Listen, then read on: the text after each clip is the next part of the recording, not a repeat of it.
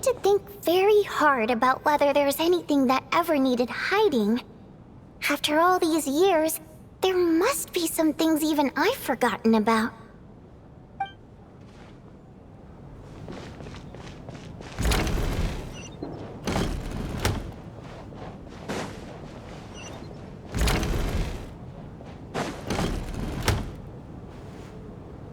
Valeri, come take a look at this. You too, Traveler. Some sort of notebook. What is it for? It's the on-duty logbook for the theater. Kulish was the main person to use it. He mostly used it to record any unusual incidents during a show, audience numbers, exit times, and so on.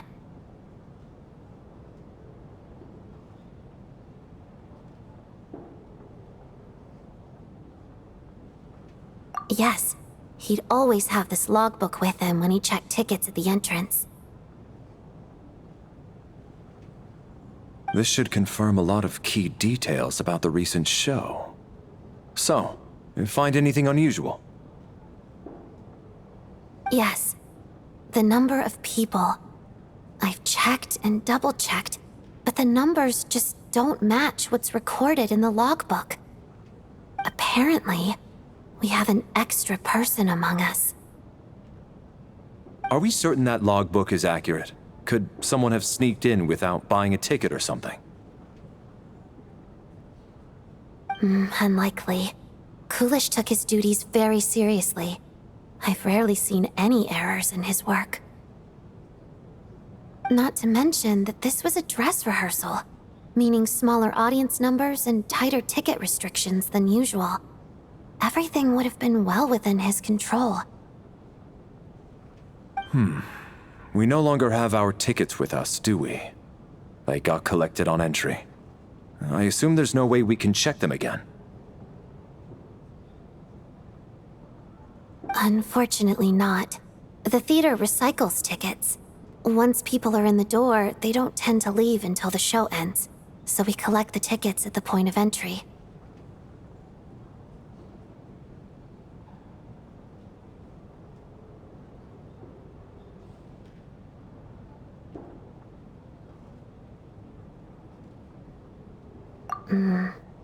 Still, I'm inclined to believe that this discrepancy in the head count is significant somehow. Did an extra person just materialize out of thin air?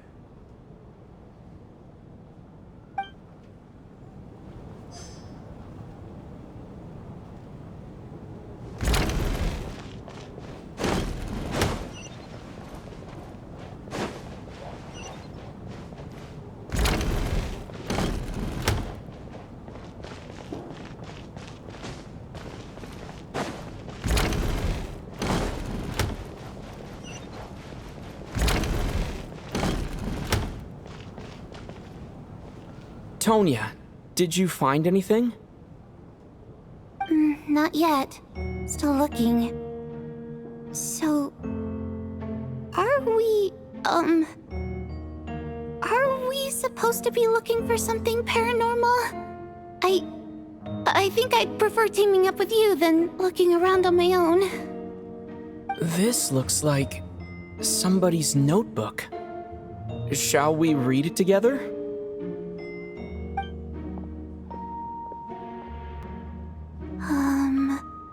Well, it doesn't look scary or anything, so I guess it should be fine. All right, let's read it together.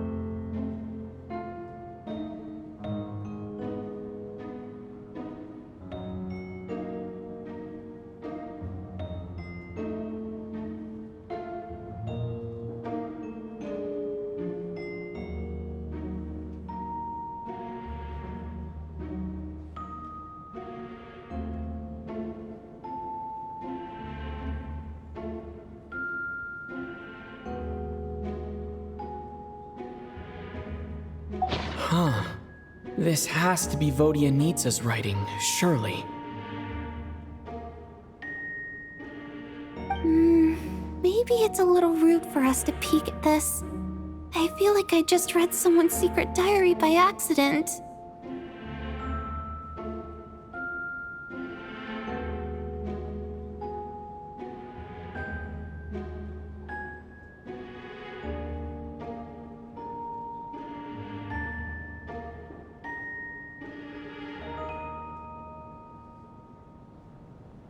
It sounds like she's writing this for her parents, right? I don't understand. Why put this stuff in a notebook instead of mailing it in a letter? Because her water imp parents belonged to the aristocracy, who were driven out of Snezhnaya by the Tsaritsa long ago. And now they live somewhere new, where the postman can't get to.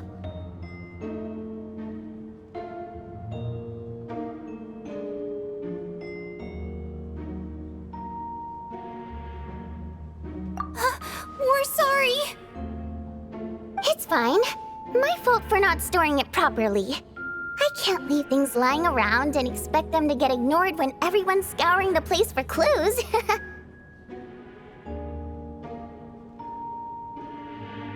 All right, give me my notebook back. I'll take over the investigation in this room.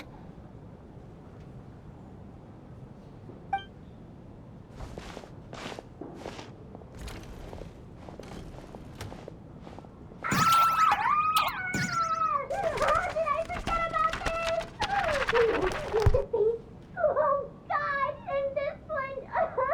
Oh my. Why am I so embarrassing?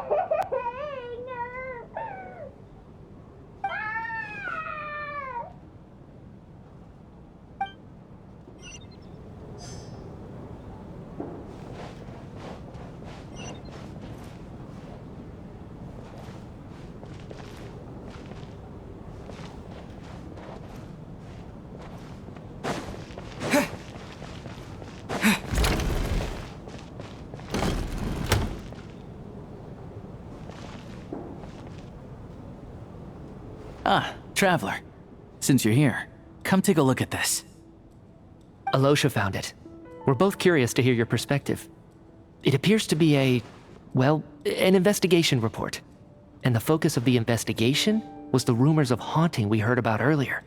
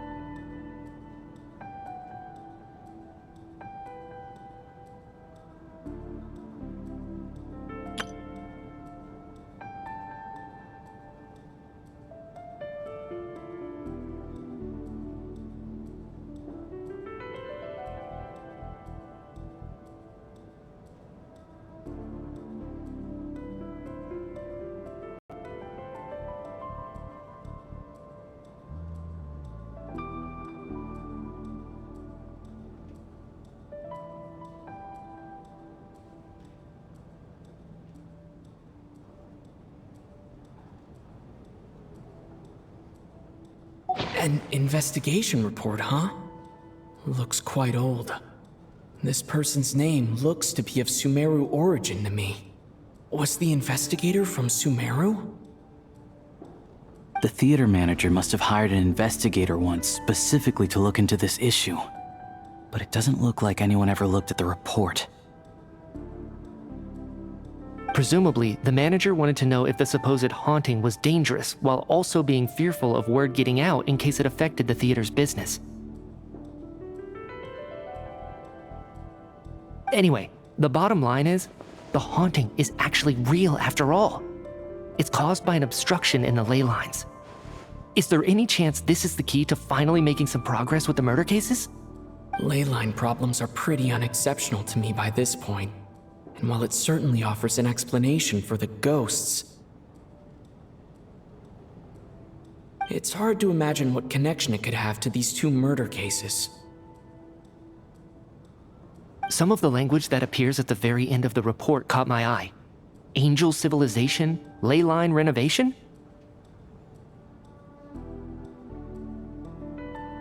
My area of research doesn't touch on any of that, so it's completely outside of my wheelhouse. Huh? A piece of paper just fell out from the report. It landed right by your feet.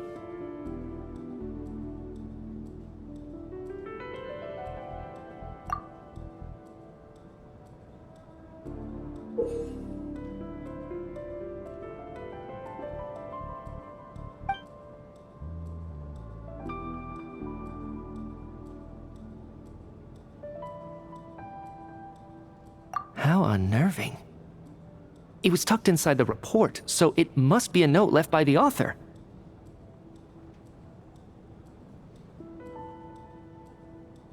Death is near.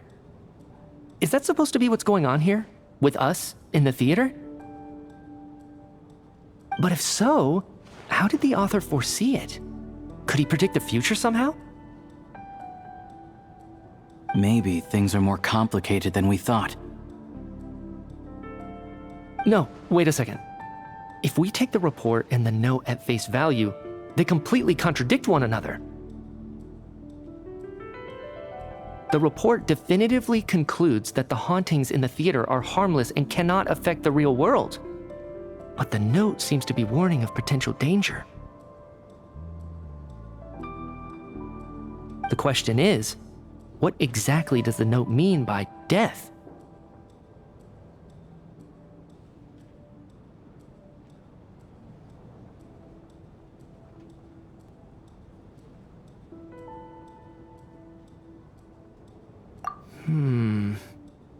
The various ways we could interpret this keyword lead in completely different directions.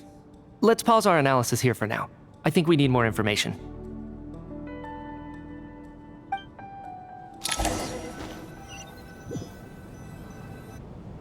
If we take all this together, it's not impossible, is it?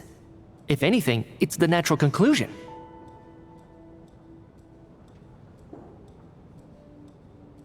Oh, I beg to differ. This sounds to me like a product of a researcher's vivid imagination. And perhaps it's because I'm still viewing this through the lens of a typical murder investigation. But still, I'm struggling to be persuaded by your theory.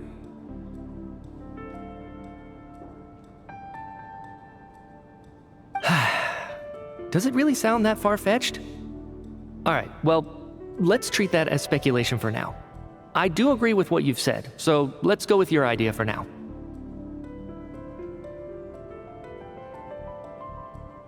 Good. Okay, now that we finally have some meaningful leads, I think it's time to reconvene. Let's get the others.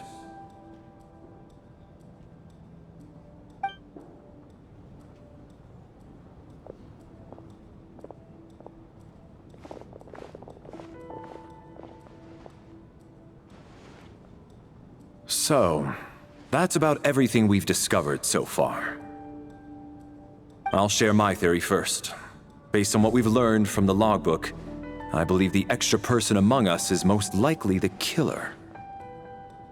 If the killer had simply bought a ticket, it would have greatly increased the risk of their identity being exposed. I expect he or she either hid in the theater ahead of time, or found a way to slip past the ticket inspection. They then blended in with the group and waited for an opportunity to strike.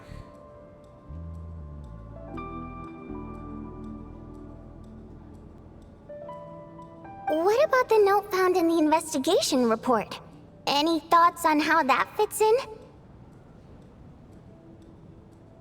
The killer may have simply planted it there as some sort of sick joke. I've seen my fair share of psychopathic killers. They love playing cryptic mind games.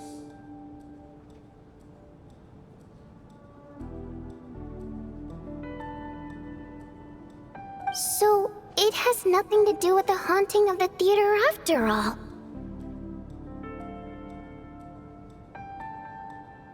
This theory makes sense to me. If we have an audience member unaccounted for, chances are they didn't come here to watch the show. Could it really be that simple? So, in other words, all we have to do is find out who got in here without a ticket, and all our problems will be solved? Then let me make one thing clear. All the theater staff should be well aware that I came here for the rehearsal legitimately, yes? There's no way I'm the one who didn't have a ticket. It's true. I hear you used every trick in the book to get a hold of that ticket, too. Everything short of throwing a temper tantrum and rolling around on the floor at the entrance. I most certainly did not degrade myself in such a way. Probably a stupid question, but I might as well ask. Did anyone here get in without having their ticket checked?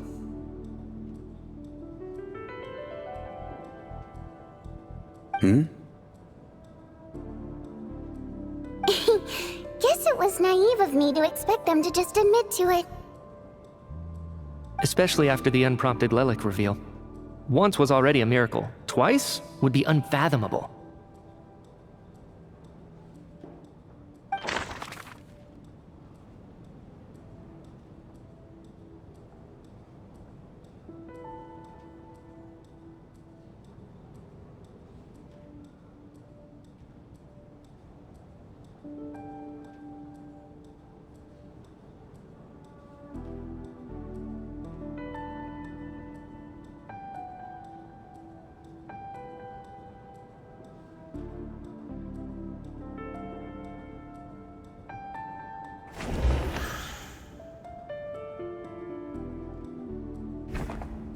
I don't believe any of us here knew Shram before all this. If no one can verify Shram's identity...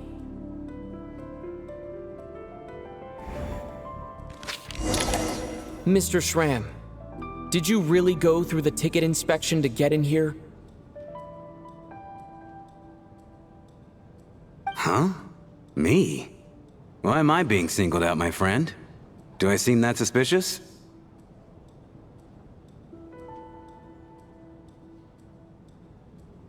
It's not that you stand out as suspicious, more that everyone else has been ruled out as trustworthy. Okay. Well, we spent the best part of 2 days together now, so I'm sure you can all tell what kind of person I am. I'm a true gentleman. I never dream of doing something like sneaking to the theater without a ticket. Yeah, I have no doubt that you're a good person. But the problem is, none of us here actually know you, so no one can say for sure that you are who you claim to be. Although, actually, what was it you said last night? Yeah, you're friends with that water imp, which is why you understand our primary mode of expression. Last time I checked, there were barely any of us remaining in Snezhnaya, since most of the water imps left. Could you tell me a little bit more about your friend? There's a good chance I actually know her. And I suppose it's also kind of a way for everyone else to get to know you a little better.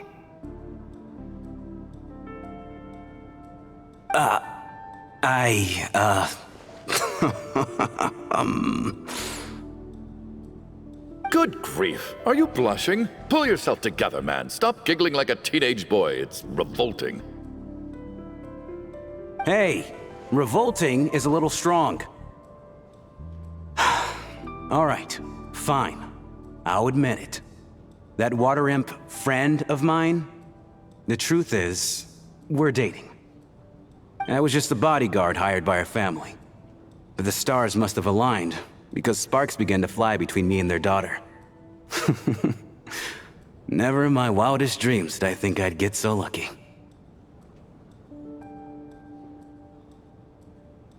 We don't need details. Just get to the point.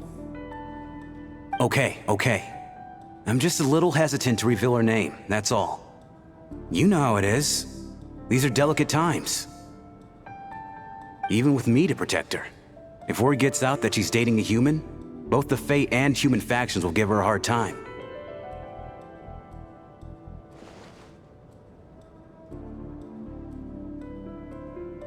Really? Wait, no. That can't be. Huh? Shram, what the devil are you talking about? Why is everyone looking at me like that? Surely you can understand where I'm coming from. Delicate times? Factions? Yes? You know, the Civil War? Last time I checked, the Fae and the humans were still at each other's throats. If I'm not mistaken, the last significant civil war in Snezhnayan history was over 400 years ago, when Her Majesty the Tsaritsa had just taken the throne and was consolidating her reign. What do you mean, 400 years ago? What's going on here? Is Shram from the past? All right, Mr. Mitya, you win this round. As far-fetched as it is, it appears that your theory may be correct. I'm just as amazed as you are. I didn't even believe it myself, to be honest. Is someone going to explain what's going on here? From the look on your face, you figured it out too, haven't you, Traveler?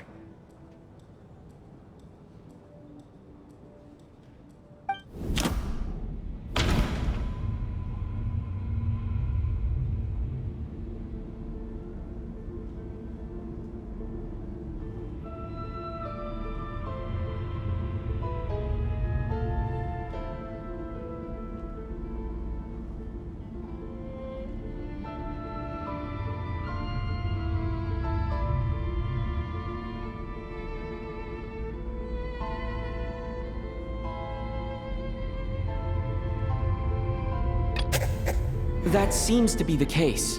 Shram's the extra person, but there's no way of learning his identity from this clue.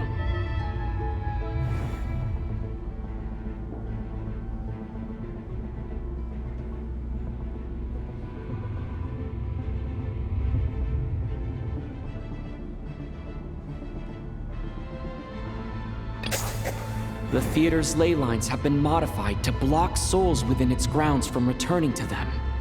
Some souls can even wander this place forever. Mr. Shram's statement proves he is from hundreds of years ago.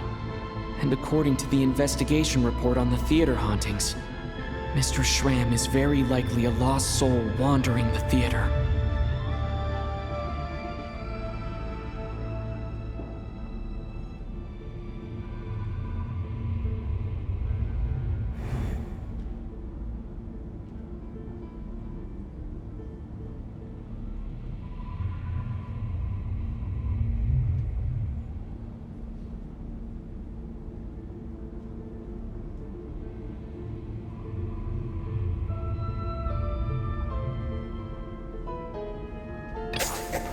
For some unknown reason, the soul that has been wandering the theater due to the ley line issues has joined our group and blended in. Yeah, that must be the immediate reason why the ticket count doesn't match the number of people present.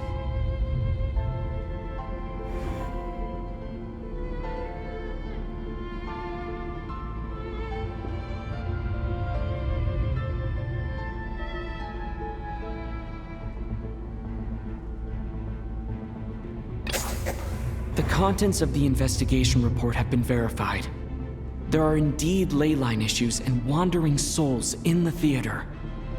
Death likely symbolizes the deceased. Mr. Schramm, for instance. Death is near. That must mean that there's a dead person in our midst. That's the truth, isn't it?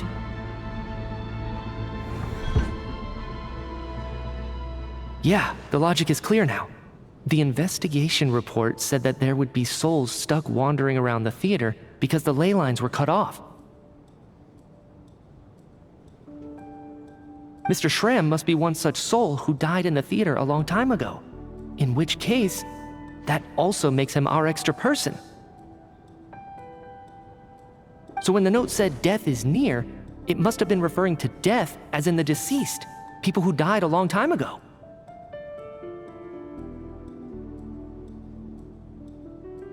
Someone who died a long time ago. In short, there's a dead person among us. The extra person we've been searching for is a ghost from the past. You mean I'm a ghost? No. Don't make jokes like that, my man. There must be some mistake. But even if I was dead, I know for a fact I didn't kill anyone these past 2 nights.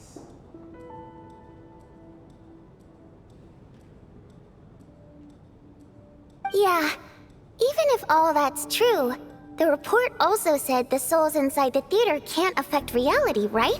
They're harmless.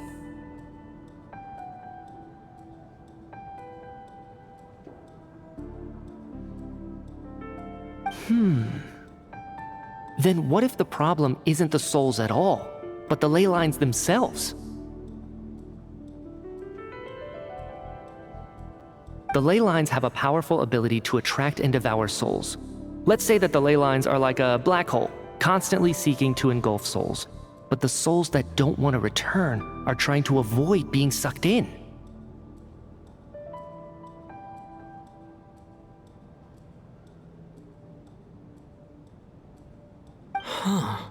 Why does this analogy sound so familiar? What happens when the black hole can't achieve its goal? I'm only speculating here, but what if it ended up swallowing innocent souls by mistake, or intentionally taking other souls to compensate?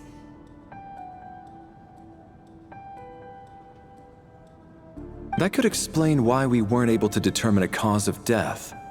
If you're right, and their souls were devoured by the ley lines, it does make some sense. It does seem to explain a lot of the things we couldn't make sense of. Does that mean it's true? Except there's no concrete evidence. Mitya is relying on a lot of logical leaps.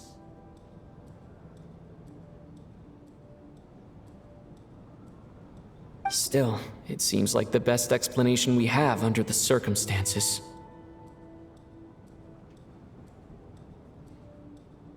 All right, so how could Schramm not know that he's dead? Seems a little unlikely that he hasn't noticed anything unusual even after several days interacting with us. On the contrary, it's perfectly normal for a soul to wander the theater for centuries without questioning their existence or reason for being there. It's simply what's natural for them.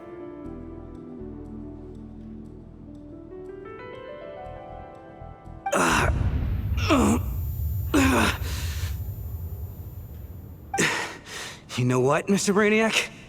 I think you might actually be right after all. I'm trying to remember and... even though my head feels like it's going to explode, I think... it's all coming back to me.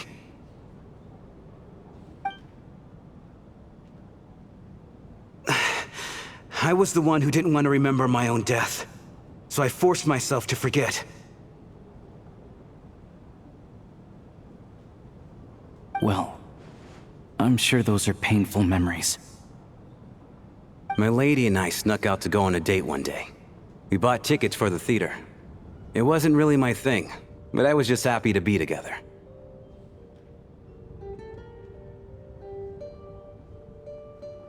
All of a sudden, a group of people burst into the theater, shouting for all the water imps to get out, performers and audience members included. It was clear the conflict between humans and Fae had reached a boiling point.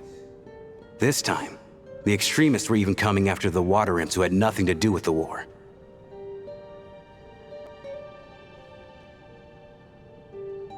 I thought I could pull one over on them, so I took off my jacket, draped it over my lady, and tried to sneak out amid the chaos.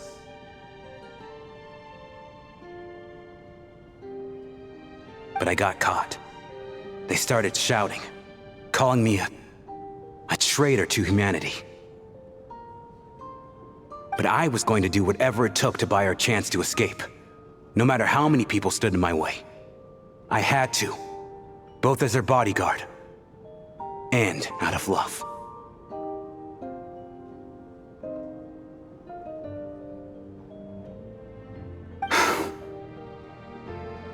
It's all right, friend.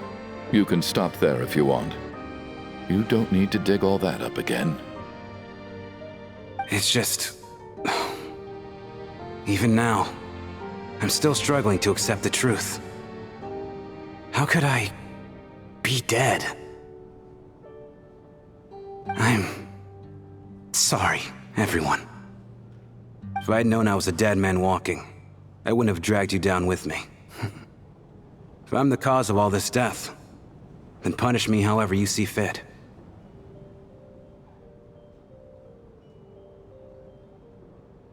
But, Mr. Shroom... No. I refuse to be a burden. I know what I have to do. You said I've been wandering the theater for centuries, right?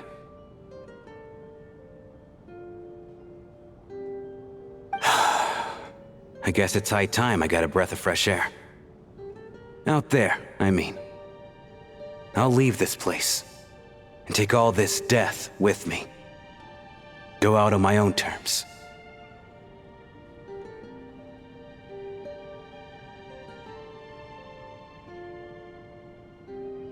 Mr. Shram, I'm sure we can figure out a different course of action. My good sir, we both know I'm not supposed to be here. I should have accepted my death long ago. One way or another, this has to end. Unless you're saying this goes against another one of your military principles somehow. No, I'm speaking on a personal level this time. Let it go, man. Oh, wait. One last thing. Miss Waterimp. My lover. Her name was Litia. Litia Ozarova. Do you know what happened to her? Ozarova. Oh, Auntie Ozarova. That's what we all called her. I remember her as a very kind elder. She had a bunch of kids, too.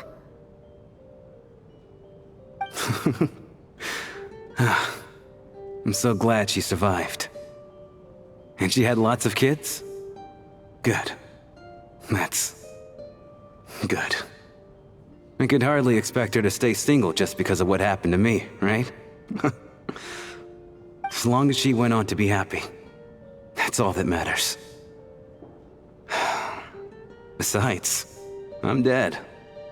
My soul's been wandering around here for so long because I was worried about her. But now, I can go without regret.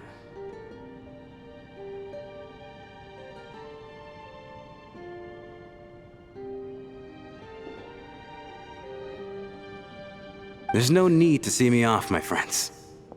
I've enjoyed our time together over these past few days. Perhaps we'll meet again in the next life.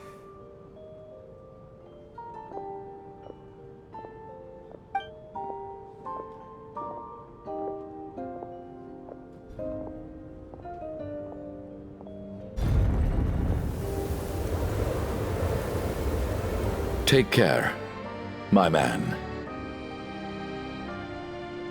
I knew Mr. Shroom was already dead, but...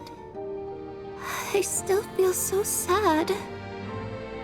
Death is cruel, no matter how we might try to make sense of it. So, was the conflict between Fae and humans really that bad back then? I was only little, so I don't remember much. It's terrible to think that so many innocent people had their lives turned upside down.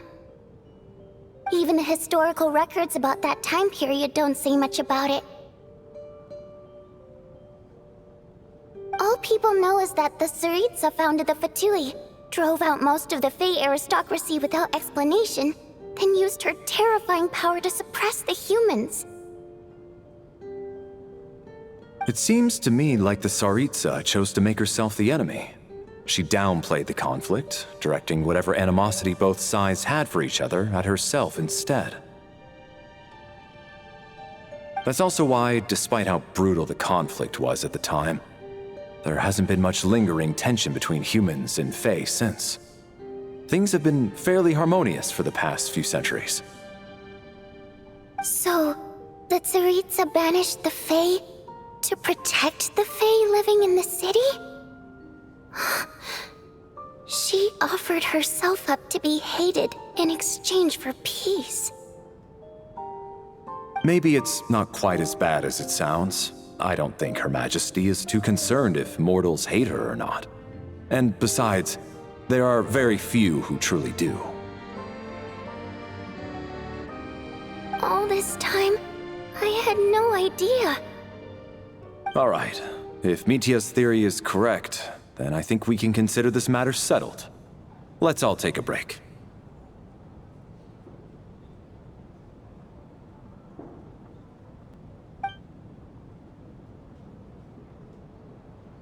Ugh, if only this blasted storm wasn't still raging on.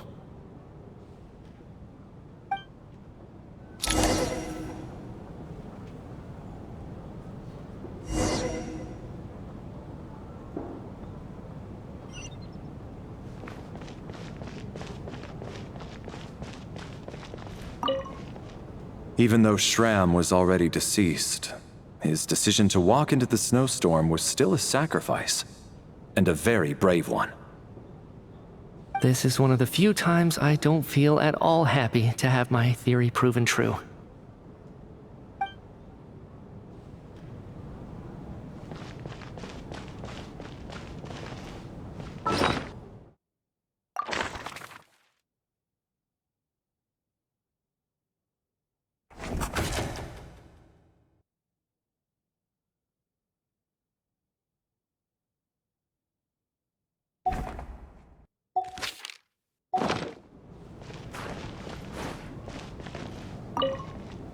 Well, at least it seems like Mr. Shram stayed optimistic until the end. The information he revealed, it's given me a lot to think about.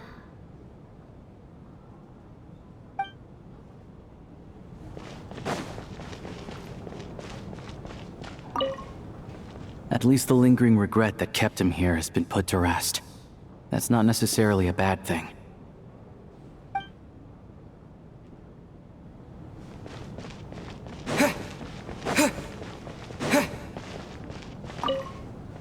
I was actually planning on hiring him as my bodyguard after we got out of here, you know. Oh, poor guy.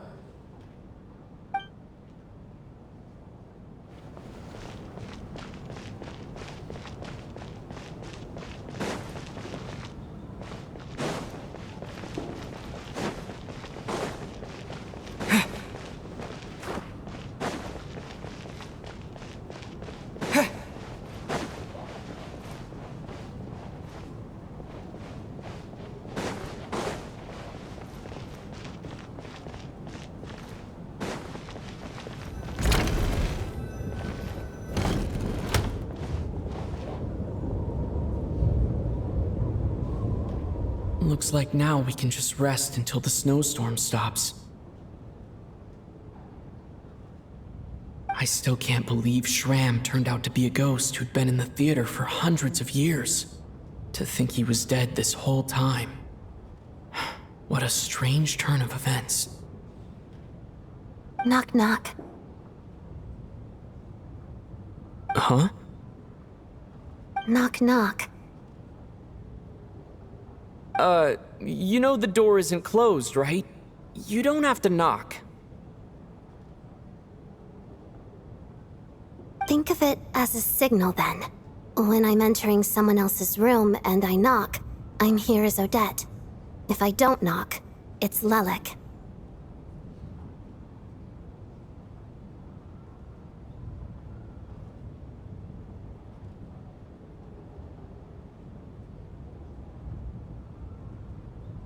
Thanks.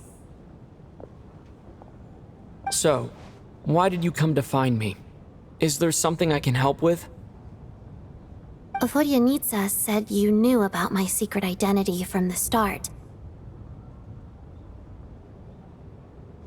But when everyone was discussing who Lelik could be, you were worried that revealing what you knew would be unfair to me, so you kept it to yourself, right?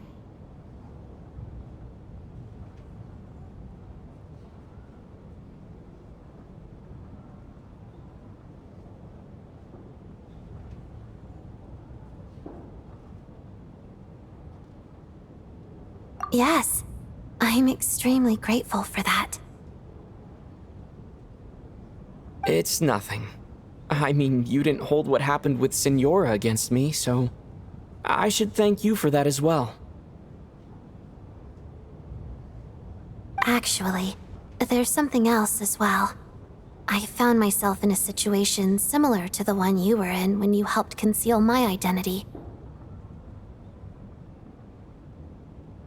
So I thought I'd come and ask you for advice.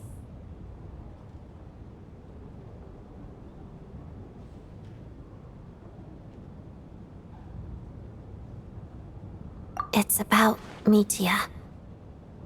Before all of this, the last time I saw him, he was dead.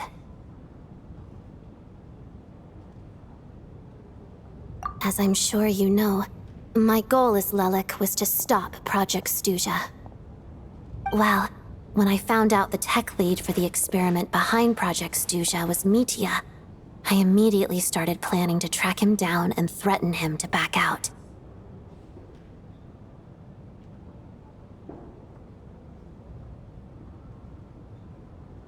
I often saw him around the theater, but I soon concluded that making my move there would risk exposing my identity.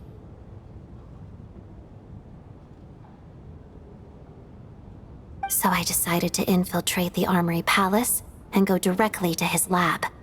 That way, the threat would be much more effective.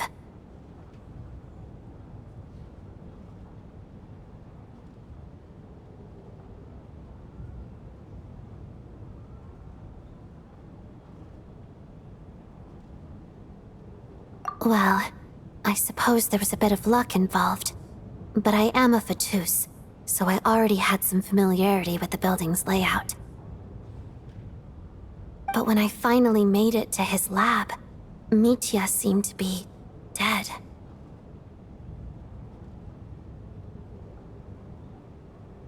I checked his breathing and his pulse. He had no vital signs whatsoever. I'm certain of that. I thought maybe another anti-Project Stuja activist had beaten me to it, and chosen a much more brutal method, so I made myself scarce. That's why you were so on guard around Mitya that first night here.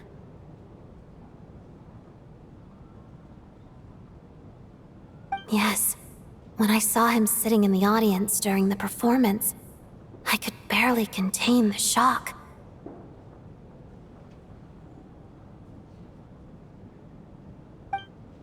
To me, it was a miracle. Somehow, he'd come back from the dead.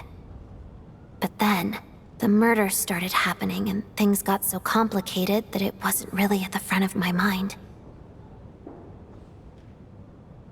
That is, until Mitya himself said there must be a dead person among us. Then, I couldn't ignore it any longer. And yet, you thought that bringing it up right away would single Mitya out. Just like when everyone was suspecting Lelik.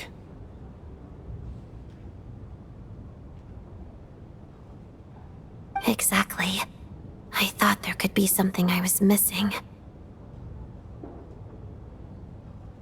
Besides, we soon figured out that Mr. Schramm was a ghost, and we knew there was only one extra person, so we thought he had to be the one. But now, it seems like there's another candidate. I understand why you kept it to yourself. There was so much information being thrown around during that discussion. Bringing up Mitya would have just introduced more confusion. So, what do you think we should do? Let me confirm one thing first. When was it that you found Mitya dead? Around a week ago, sometime in the afternoon. A week ago? That's earlier than I thought. I saw him just a few days ago at a restaurant. That definitely would have been after you found him dead.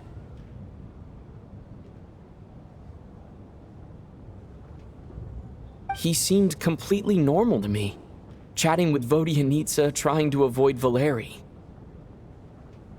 So he was definitely alive on that day. Huh. Well, all I can say is I know what I saw. Here's a thought. The reason we even suspected a dead person could be among us was because of the problem with the theater's ley lines. But Mitya's death happened inside the Armory Palace. The ley lines affecting the theater shouldn't reach that far.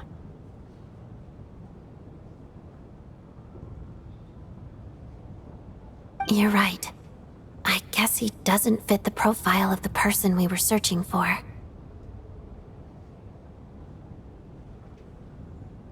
I think the chances of it being him are very low. Surely he can't have died for real in the Armory Palace. Unless... Unless what? Unless he really did come back from the dead. You're right. Do you think we need to disclose this to the others? Huh, what's this? A private meet and greet?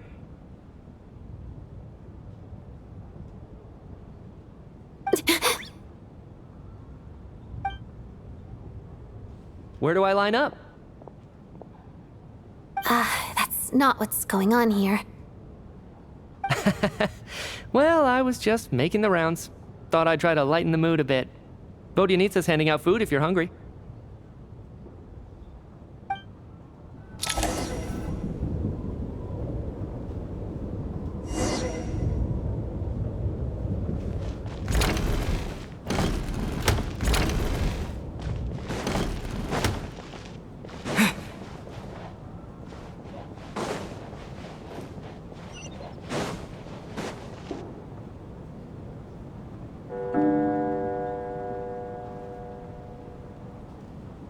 What is going on with this storm? Could it be connected to that monster that just arrived in Snezhnaya?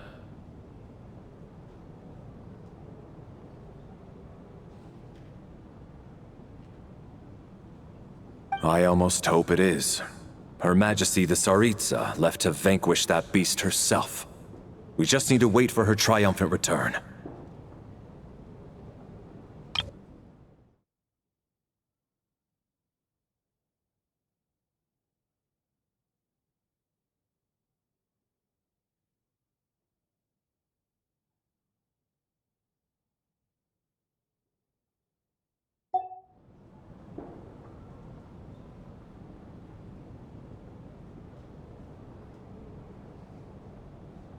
Do you think people still feel the cold after they die?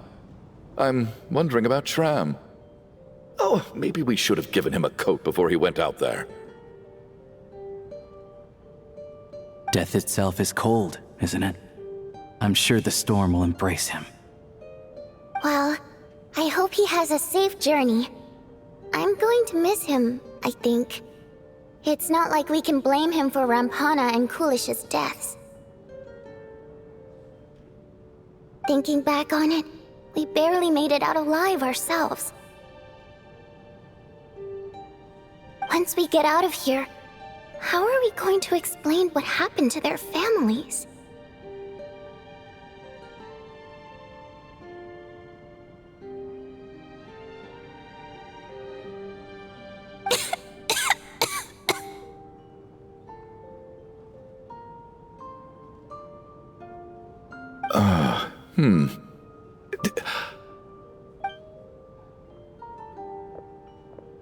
Are you okay?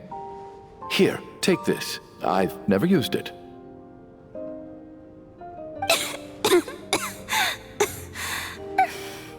Thanks. Look who's Mr. Nice Guy all of a sudden. Is it because Tonya stood up for you this morning? At least you know how to return a favor. Yeah, without Tonya, who knows how badly he would have been hurt.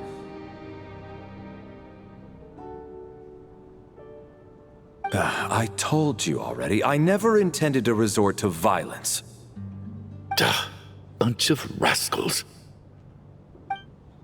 Little girl? I was rather surprised when you spoke up for me this morning.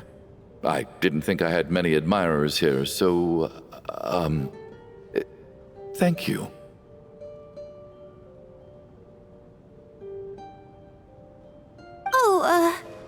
No need to thank me. I said some bad stuff about you too. I've been too embarrassed to admit it, but you remind me a lot of my daughter. So kind to everyone, but never lets her old man off the hook. Unless my wife and I are having a fight, then she's always on my side. Especially when she was little. Every time I took her out.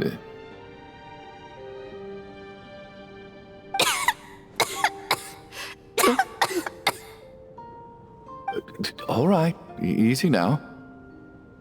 How long have you had that cough, Tonya?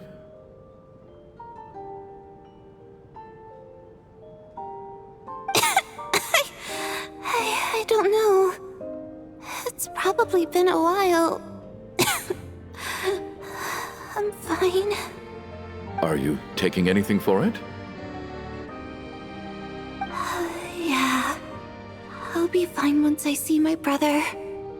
He's gonna pick some frost fairy flower leaves and brew a tonic for me.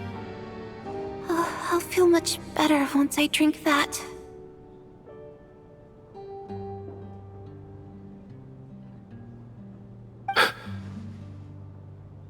I see. That's good to hear, then. We should probably discuss arrangements for tonight. Now that the deceased has left our midst, there shouldn't be any more incidents.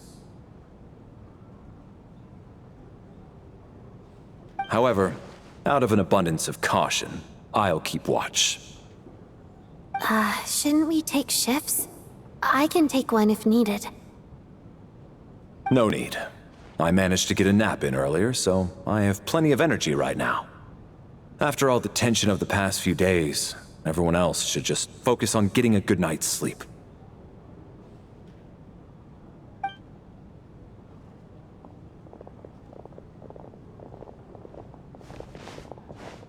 What a long day. This whole situation turned out to be way more complicated than I expected. But Valeri's right.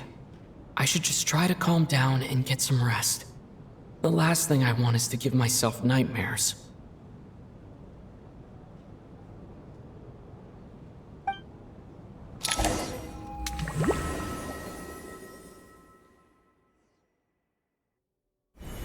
He's awake! He's awake! Get over here, you big lug, and take a look! If you must call me something, call me Mr. Door. The Black Mist is coming. You need to go.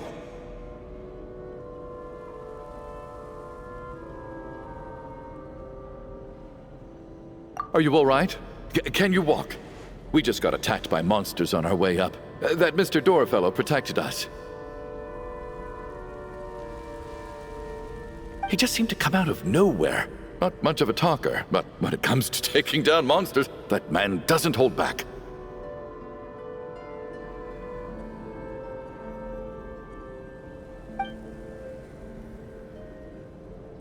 Curses!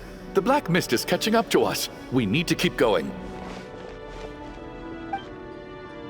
Mr. Door, I don't believe I've ever seen you around here before. Why is that? There's no need to try to get to know me. I'm just Mr. Door. Mr. Door! Looking for trouble! Get rid of them! I can just push these ones off. Oh, well, anyway, we're lucky to have you here. Thanks for saving us, sir. No need to thank me. This is where my duty lies. You asked for it! Just too blade!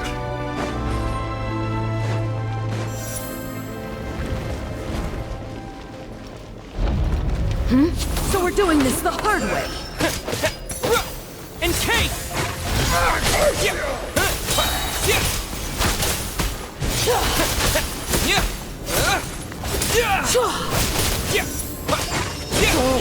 Remarkable work, Mr. Door.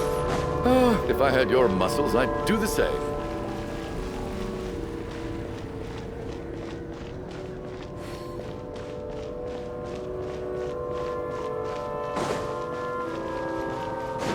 Are none of these doors the one you're looking for?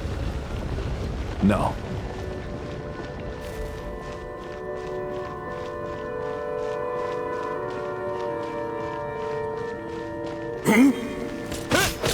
Cryostorm! Condense! How about this? Come no closer. By my command. Impossible. By my command.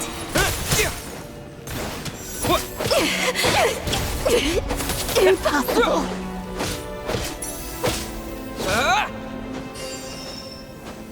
Cryostorm!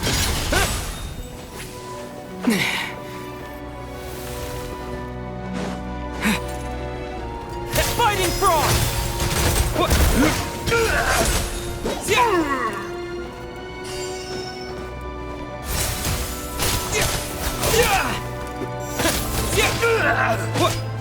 How could this... I'm so exhausted. And the black mist is still rising. Oh. Wait, look! There's more monsters down there. Are they coming from within the black mist? No, no! They're gaining on us! Quick, keep going, or they'll be at our heels any second!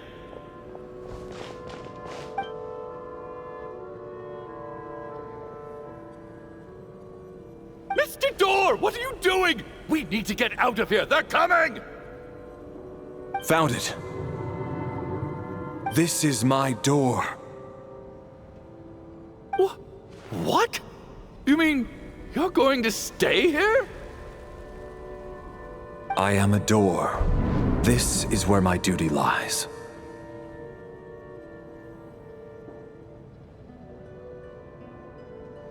No! You saved us. We can't leave you behind. You must keep going. A door can only keep things out for so long. You must make haste.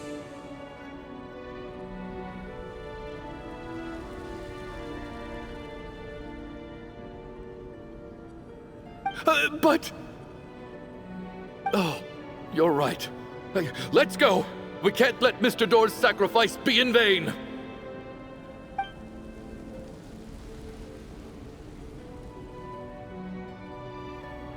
The black mist isn't moving anymore.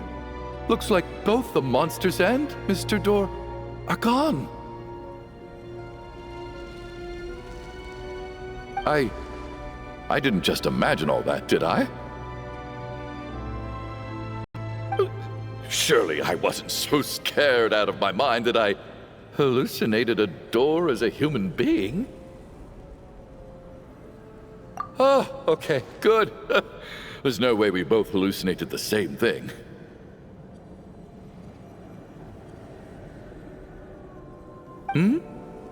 Getting sleepy?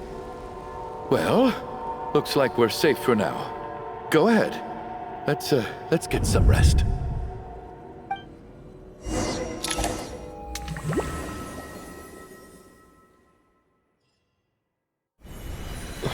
What time is it?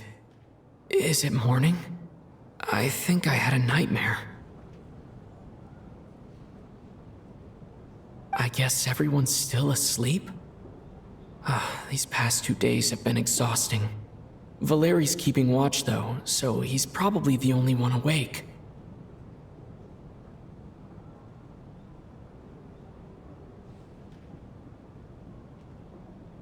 Valeri?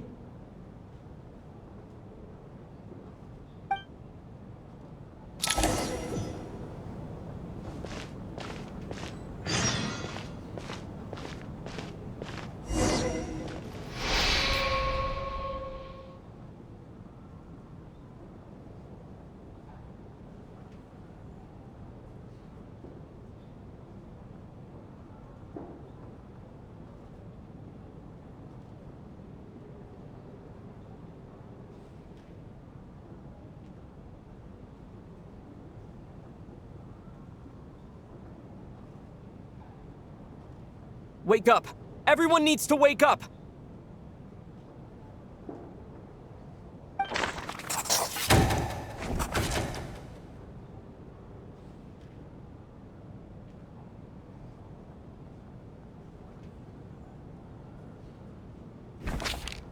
Just like the last 2 nights. No clear cause of death.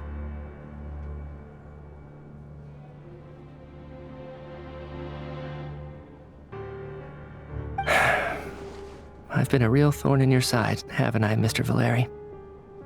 Now you can rest in peace.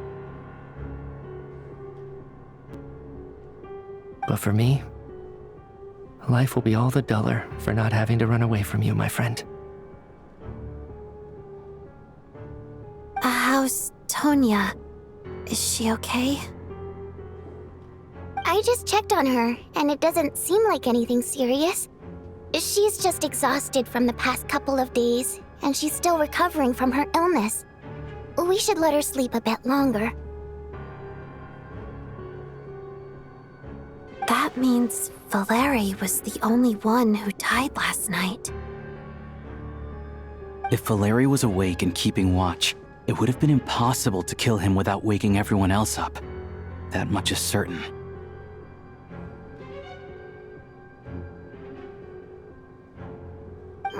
This is so frustrating. Why has nothing changed since yesterday? I thought we already dealt with the dead person causing all this. Actually, one thing has changed. There's only 1 victim this time, not 2. Does that mean...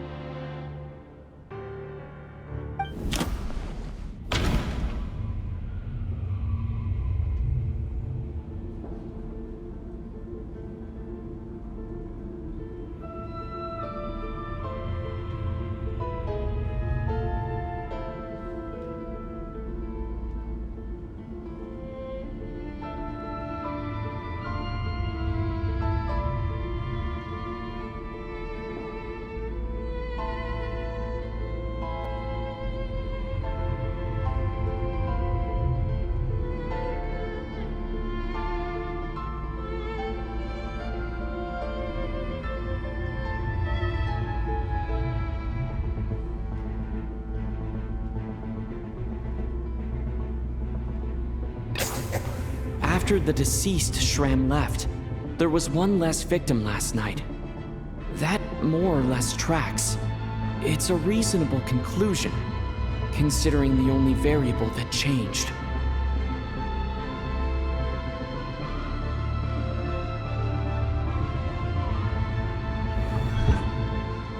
The number of people who die each night is equivalent to the number of dead among us. That's your theory, right?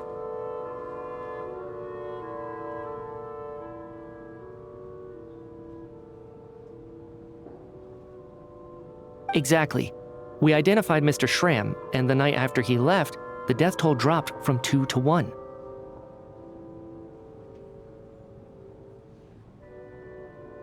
By that logic, there must be 1 more dead person left among us. Another one? But there was only only one person unaccounted for in the ticket checks, right? The head count should match up now. Having an extra person was definitely a cause for alarm, but being one person short isn't nearly as unusual. Someone could have left in the middle of the show, or made it out before the storm hit.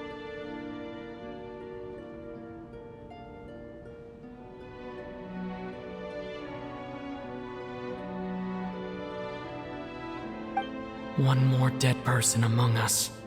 If Mitya's theory is right, then what Odette told me seems a lot more relevant. It's just, at the time, we had no reason to think there was more than one dead person. If only we'd taken it more seriously as a possibility, maybe this could have been avoided. I'm sorry. This is my fault. I had information that could have been helpful, but I held back. I should have brought it up right away.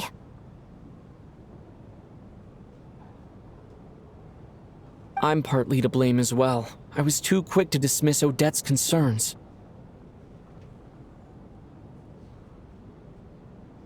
What is this about? What have you two been getting up to behind my back? Sounds like there's some big news you've been keeping from the rest of us. Well, we're all ears.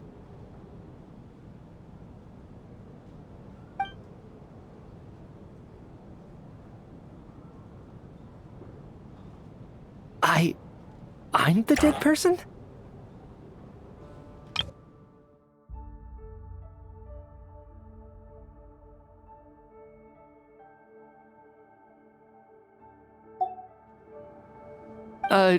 Wow, that's certainly news to me.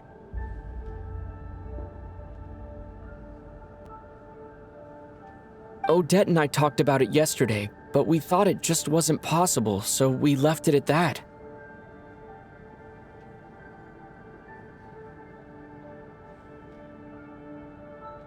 Yeah, I don't blame you. If I'd been there, I probably would have reached the same conclusion. It just sounds too unbelievable. Let me just try and verify this. I just scoured my memories trying to think back to the afternoon Miss Odette mentioned.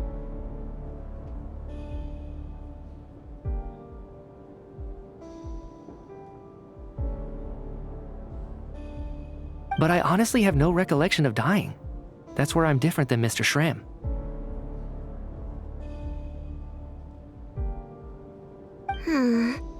Having seen Mr. Mitya a few days ago myself, I also find it hard to believe he could be the other dead person among us.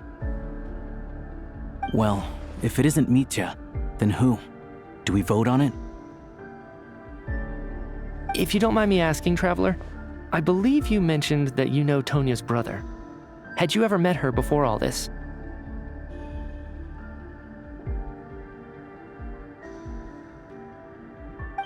No, never.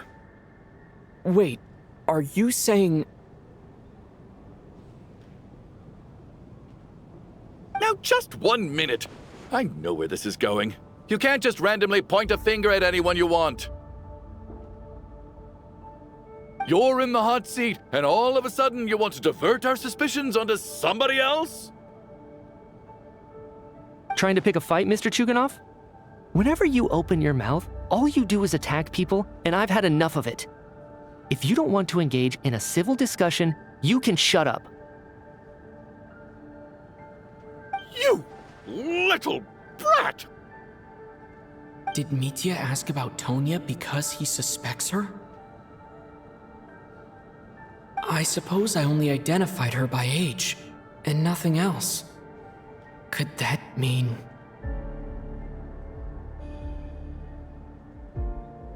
I'm just saying, you're going around casting suspicion on people for no reason.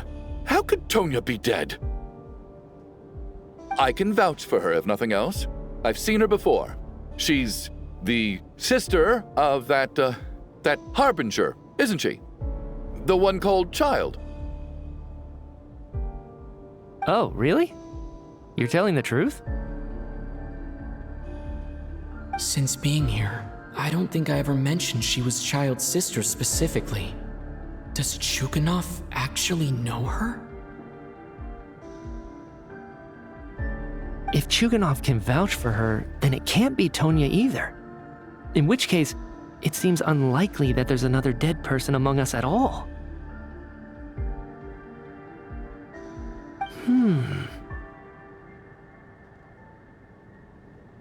Miss Odette, could you go over that afternoon with me one more time, when you found me dead? No problem.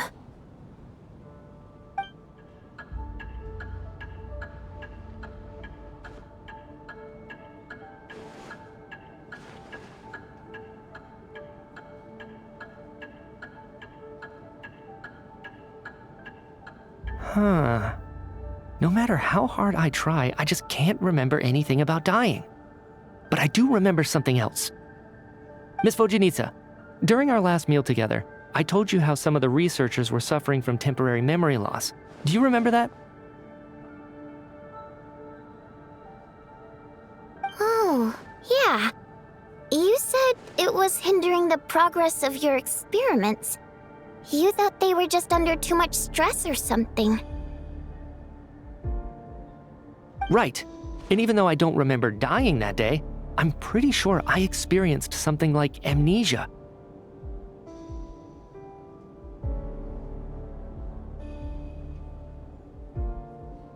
Some of my memories from that afternoon are missing. Are you suggesting you're missing the memory of your... Of course, how am I only just realizing this? Humans aren't necessarily aware of their own death.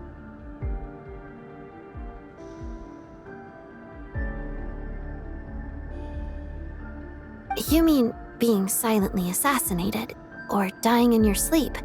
Situations like that?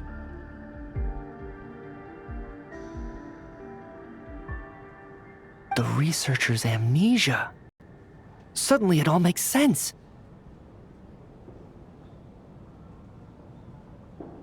I must thank you, Odette. I think your perspective just helped me reach a breakthrough on a series of issues that have been troubling me for quite some time. All right. It's decided then. I'll be the one to leave today.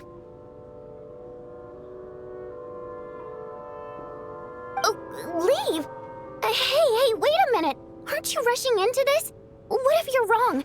You'll pay with your life. Come on, kid. Aren't you gonna fight for your life? This seems like a rash decision. I have other reasons beyond what's been discussed. In fact, thinking back,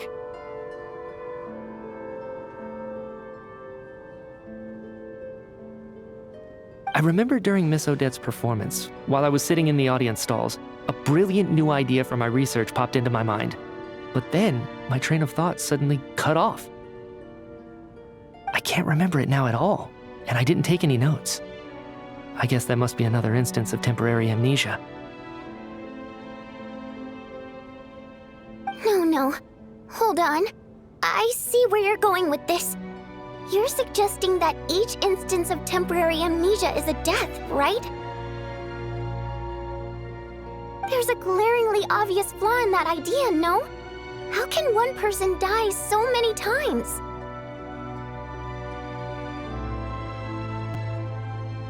I believe Miss Odette's account. During the period where my memory is blank, I must have been either dead or in a similar state.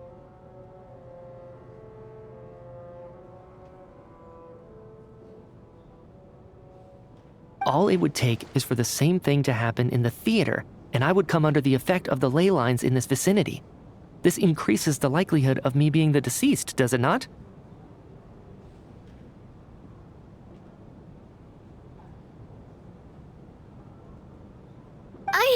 But... There's no evidence to suggest that anyone other than me is a candidate for the deceased. So allow me, as a scientist, to treat this as an experiment.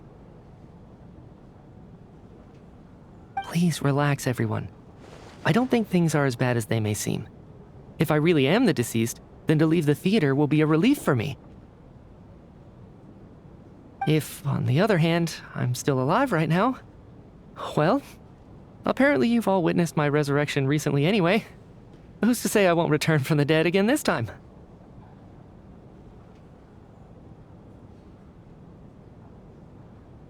Mitya's right. This is the only thing we can try right now. I think he's deliberately downplaying the gravity of the situation, though. He probably doesn't want to burden everyone. What is a scientist if not someone who gambles on experiment after experiment in an attempt to obtain the truth?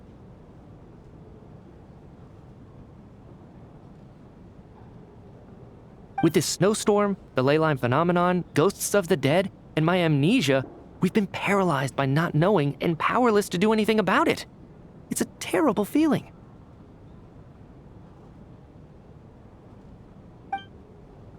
But if I do get resurrected, you can be sure that I'll come back with the truth of all this.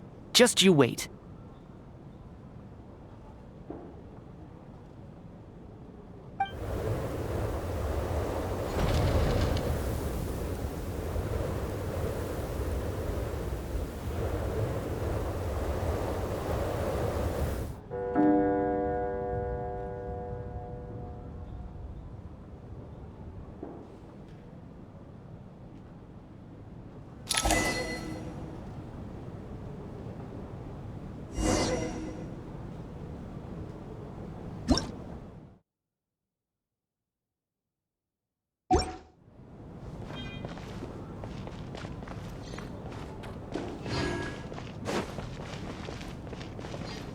Oh, that Valeri guy was packing even more muscle than I thought. I can't believe how heavy he was. Holy, curse this confounded snowstorm. Go bother some other poor souls instead. What do you want? I'm not in the mood to talk right now.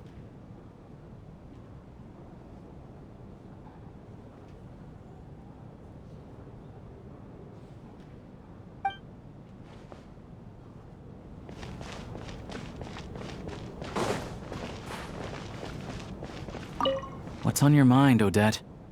You haven't said a word. I was thinking about Mitya. If he'd been unwilling to sacrifice himself by walking out into the snowstorm, that would have made more sense to me.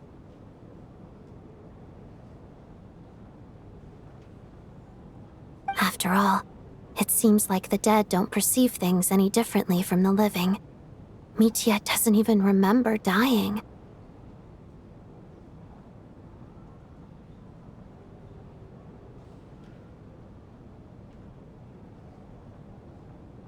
So, to hear the news that you're apparently dead, and simply choose to walk out that door without a second thought, I can't imagine all the things that must have been going through his head. But when Mitya left, his expression revealed absolutely nothing. Perhaps he is even better at disguising himself than I am.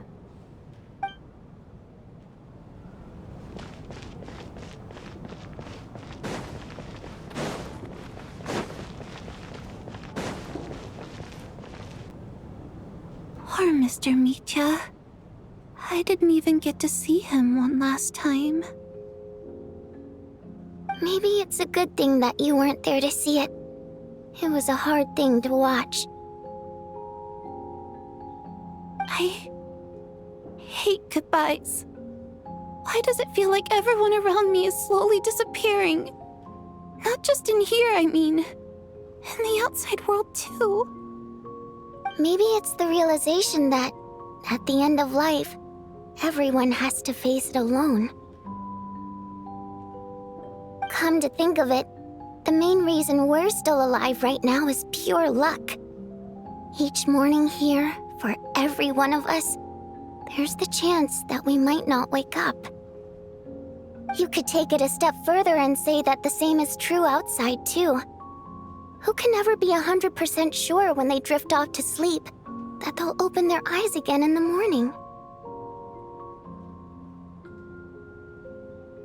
If I make it out of here, I'm going to cherish every moment that I'm awake and live without any regrets. Without regrets.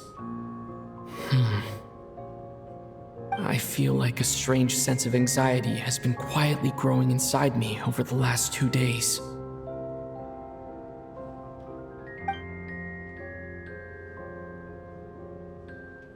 Are you okay? You look really glum. If something's bugging you, let's talk about it. There's only a few of us left here now.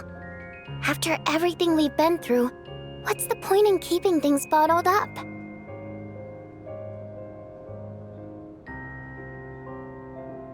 I have a travel companion named Paimon.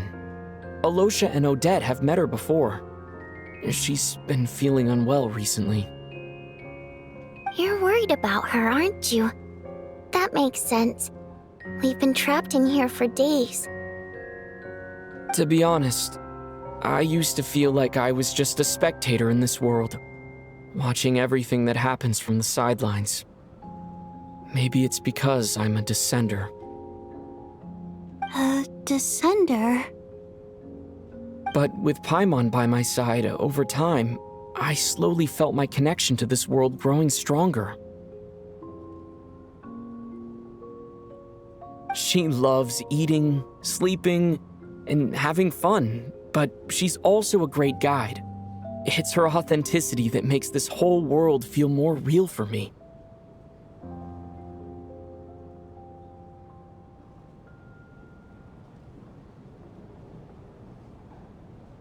Over the last few days that we've been apart, I've often caught myself wondering, what would Paimon say if she were here right now?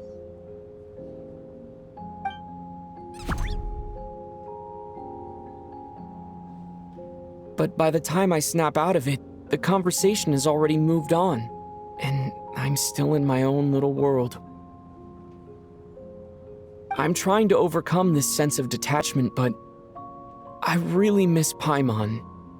I guess, in a way, she means the whole world to me.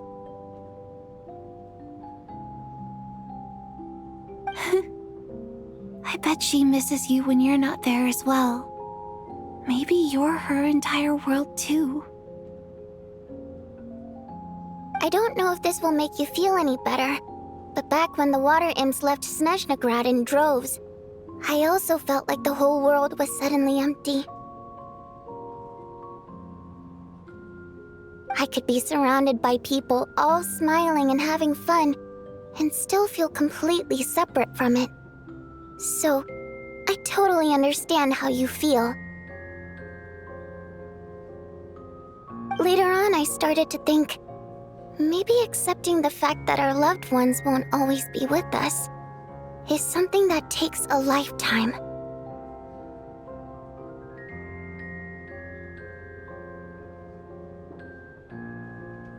All we can do is cherish their companionship from moment to moment. So, once we get out of here, you better hurry back to our side as fast as you can. You can't let your story end in regret. That's the trope I hate the most. Thank you. That's exactly what I needed to hear. But Vodyanitsa, if you hate goodbyes too, why didn't you leave with your people? That's just the choice I made. I used to regret it, but I don't anymore. Like I said before, singing is a water imp's primary mode of expression. It's how we convey our emotions. Our songs have echoed through this theater for hundreds of years, each one a story pieced together through moments of joy and sorrow.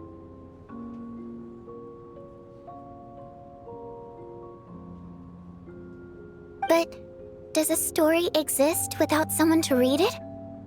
To me, the answer is no. So I made the choice to stay. That way, there would still be someone left to sing these songs and listen to their stories. Otherwise, they could have been lost forever. Could you teach me how to understand your people's songs sometime? I want to be able to truly hear them, like Mr. Shram. A fan after my own heart. Thank you, Tonya. How about I sing something for you, and you tell me what you hear? Okay, I'll do my best.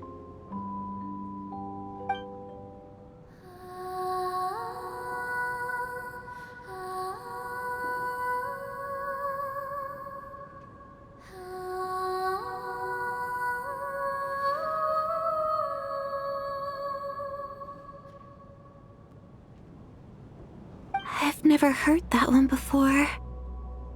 I feel like I can hear a sense of longing somehow. I wonder why that is. Color me impressed, Tonya. You're a keen listener. Most people can only tell if a song is happy or sad. I didn't think you'd be able to pick up on such specific details.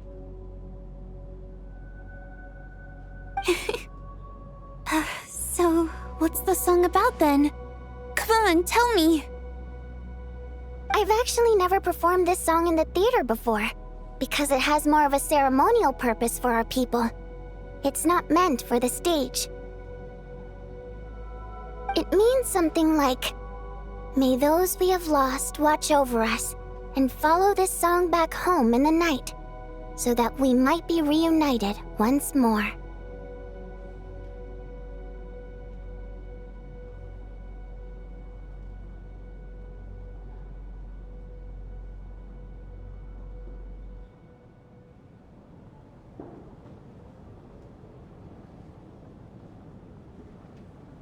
No wonder I could hear that sense of longing.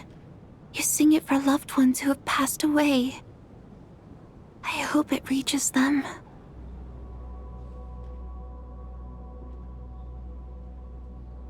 It's getting late, Tonya, and you're not well. We should all turn in early. I suppose there's no reason to keep watch tonight.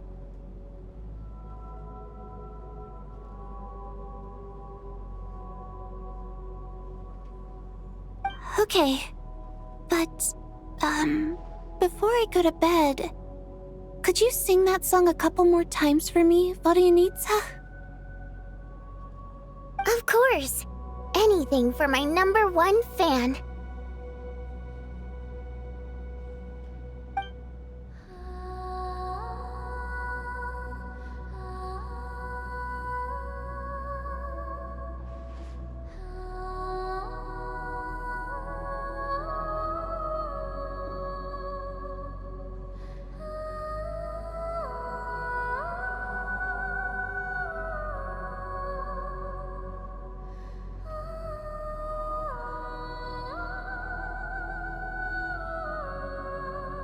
Once I get out of here, I definitely don't plan on ever coming back.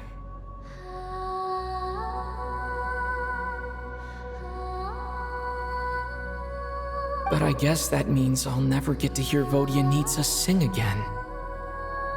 That's a sad thought.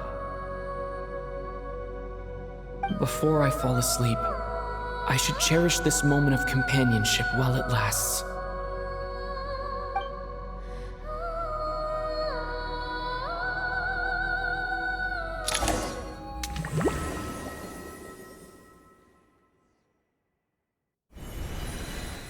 Where am I? It's so dark in here, and I feel kind of dizzy. Am I alone?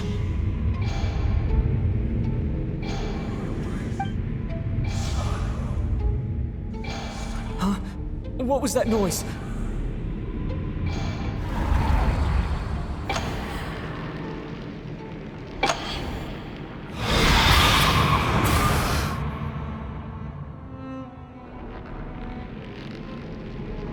Return, O spirits. Fulfill your oath of protection.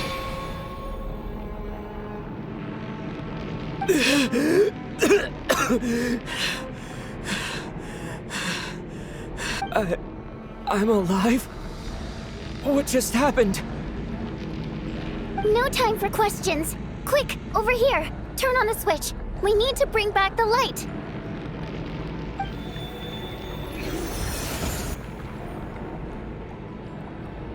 All right, we're safe. The spirit just now is called Night Prayer. The light subdues her, but she'll attack without a second thought in the dark.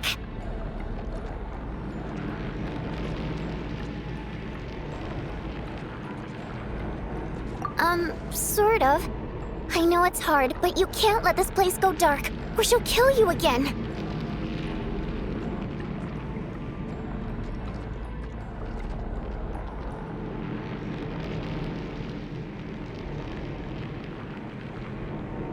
Yep. Luckily, I was here to resurrect you. Otherwise, that'd have been a real bummer.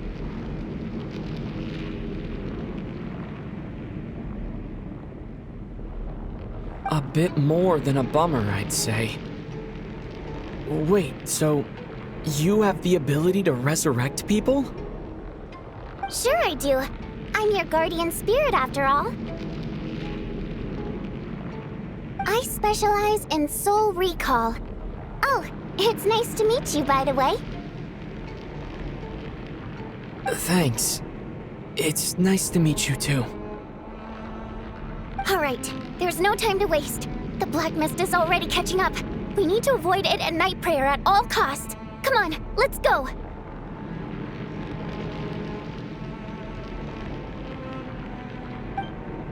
We need to reach the next switch before the place gets too dark. If we bring the light back, Night Prayer won't be able to get to us.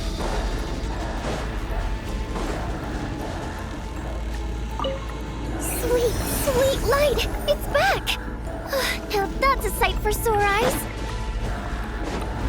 Shh! It's Night Prayer. We need to move quick, but don't let her notice you. Look out!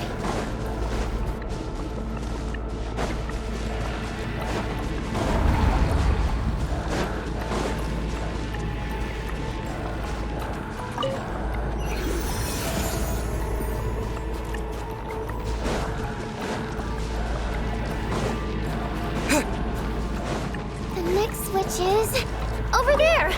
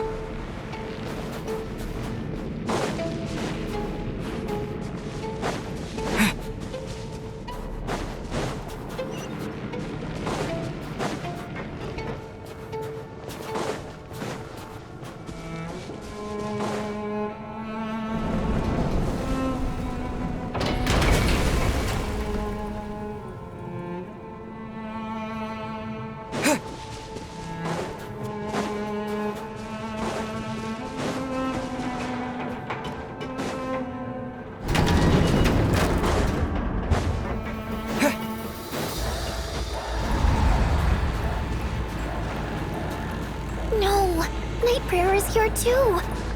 This can't be the only path. Let's head up there and take a look. The switch is just up ahead. Hurry! It's too dark. We're not gonna make it. Come on, faster!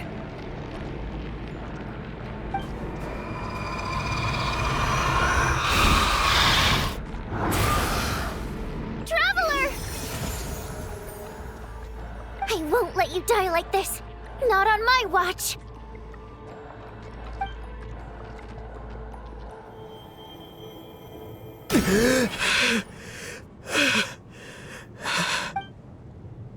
Even though it's not permanent, dying is definitely not a pleasant experience. Great. You're back. Yeah, thanks to you. Time for you to get out of here. Quick, before the light runs out. What about you? You're not coming with me? I can't. I've already been used up.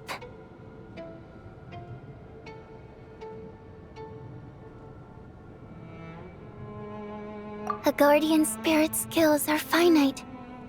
I can only resurrect someone so many times. I might not look any different, but my essence has been exhausted. Now, I will slowly start to fade away. I can go no further. The black mist is where I belong. It's okay. Why didn't you tell me sooner? Because it wouldn't have changed anything. That knowledge would have just burdened you. And a guardian spirit's role is to protect.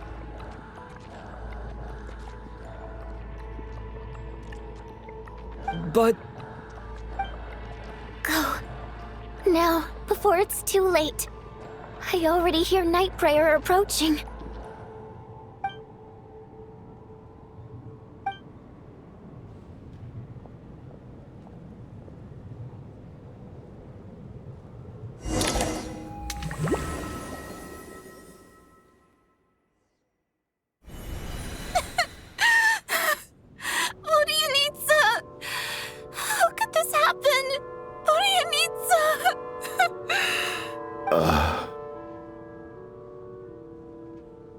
Well, I guess there's no need to inspect the body.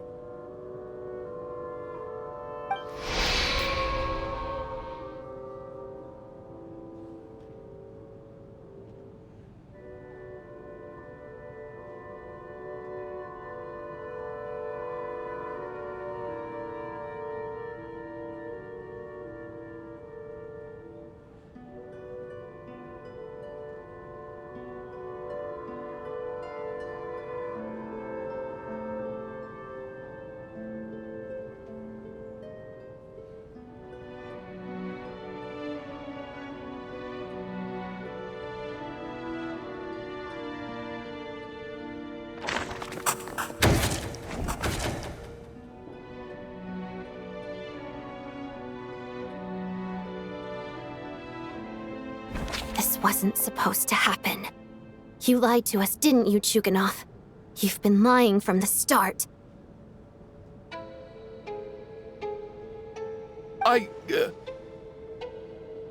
Take a long, hard look at yourself before you go around accusing other people.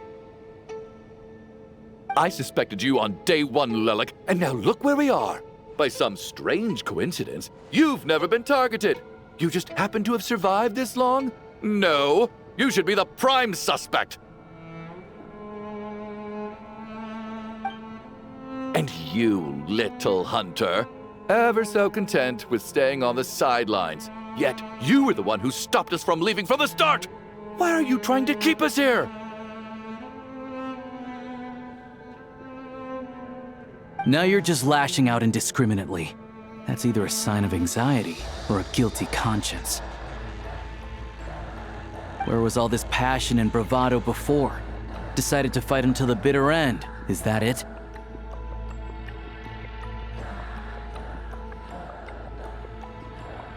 Is that a threat? Fine, bring it on. You think I'm afraid to die after all this? You want to kill me? Go ahead. I'd like to see you try.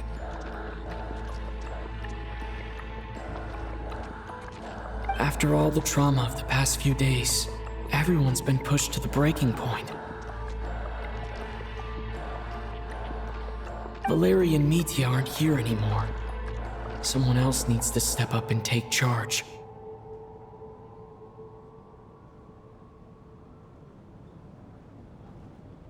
But first, I need to think this through.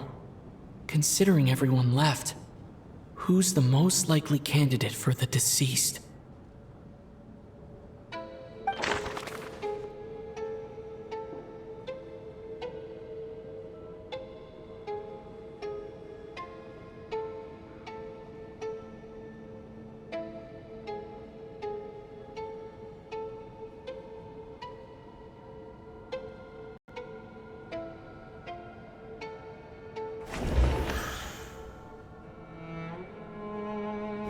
My memories are perfectly coherent. Even after racking my brain, I can't recall any scenes of my own death.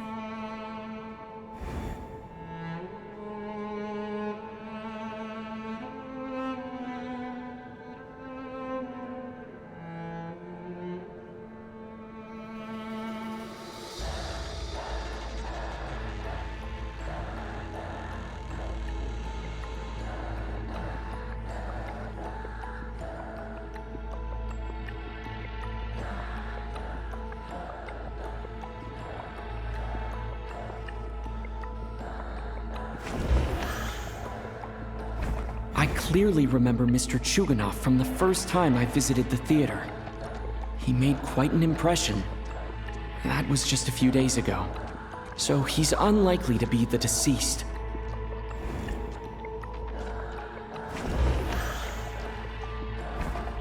Of those who remain, the only person we've never met before is Tonya. There is room to doubt her true identity.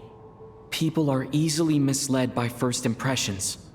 Now that I think about it, Child's sister was in fact a label I imposed on her due to my own assumptions.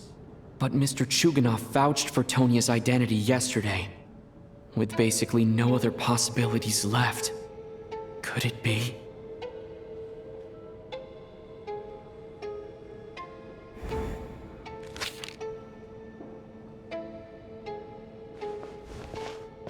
Tonya, how's Tusser been lately? Tusser? Your brother Ajax must have mentioned me in his letters home, right?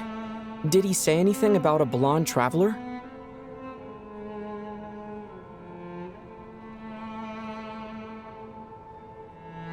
No. And my brother's name is Razik, not Ajax.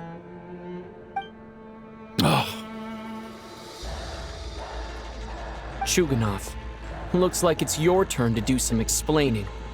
Yesterday, you said you could vouch for Tonya. Why did you give us a false testimony?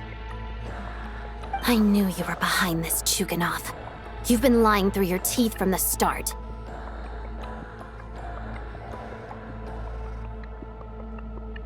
Everything about you is fake, down to the wife and daughter you're always talking about. Your entire family man persona is a charade, isn't it? That night, when I infiltrated your place as Lelik, I noticed you were home alone. Didn't think much of it at the time, just thought everyone else was out. But thinking back on it now, that doesn't seem very likely. My guess is, you live alone, don't you? Even that was a lie? But why would he lie about having a family? Oh! Curses! Oh, why is there no end to this blasted snowstorm? If it would just stop! If it would just stop. I think I remember now. I know how I ended up here. It feels like a distant memory. But at the same time, it's just like it was yesterday. The reason I'm always coughing is because I got sick with frostbite. The locals usually call it the snow cough. It's not a very common illness. It's partly genetic and partly caused by the cold climate, but it can be fatal.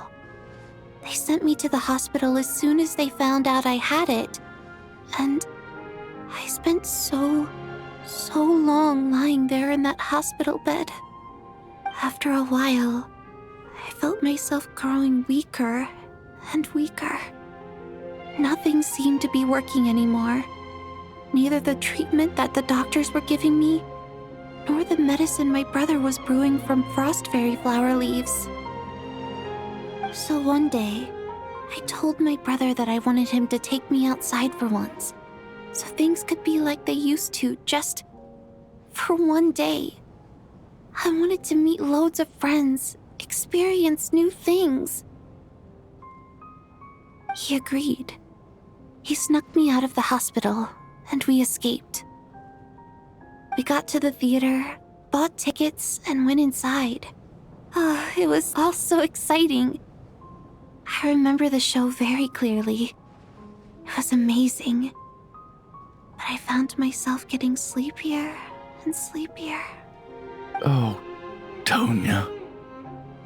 When I woke up, I couldn't find my brother anywhere, so I guessed he'd already left. But there's no way he'd leave me behind. So I decided to stay here and wait for him. At the time, I figured he'd probably gone to brew some more medicine for me. I was planning to chew him out for abandoning me when he got back. Tonya, it sounds like by then you'd already... Yeah, I know. I understand now. Dead, aren't I? This cough and the feeling weak, it's probably just my body's memory. After all of that, it turns out I can't blame my brother after all. I was the one who abandoned him. I'm sorry, everyone. I realized this much too late. It seems like death skewed my perception. And now I've dragged you all into this mess. Your name probably isn't even Tonya, is it? Didn't that ever strike you as odd over the last few days?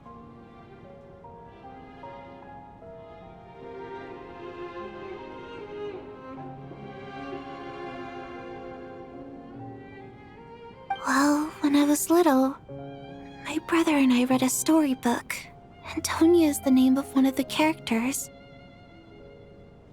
When we escaped from the hospital, our family and the hospital security were looking everywhere for us. So when you first approached me and said my brother had sent you, and called me Tonya,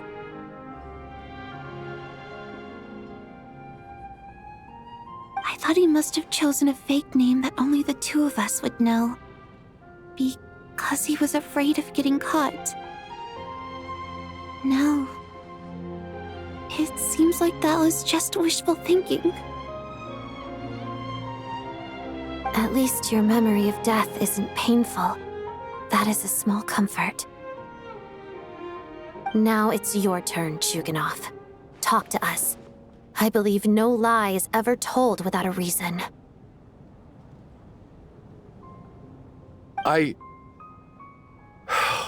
You're right. I was lying. I happen to know that the Harbinger child and his sister Tonya managed to get tickets, so I lied to you and pretended I knew them. And yes, I was lying about my family too. The truth of the matter is, I lost them a long time ago. I just refused to accept reality. And now I've spent the second half of my life living a lie. My daughter's name was Iskra. And before you ask, yes, Iskra, as in Iskra Manufacturing Plant.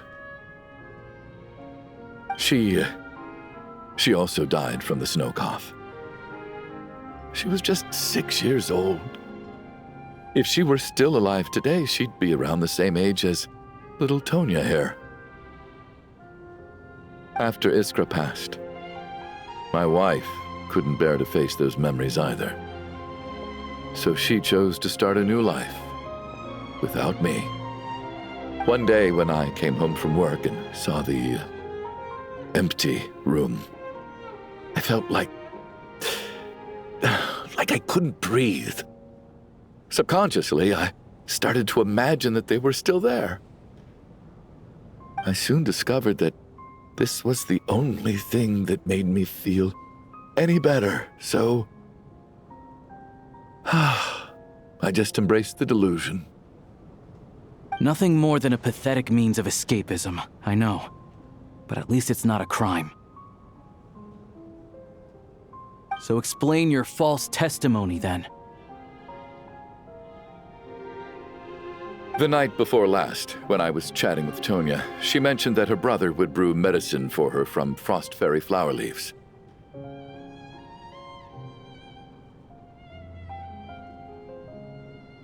Combined with her various symptoms, I suddenly understood everything, including the fact that she was deceased.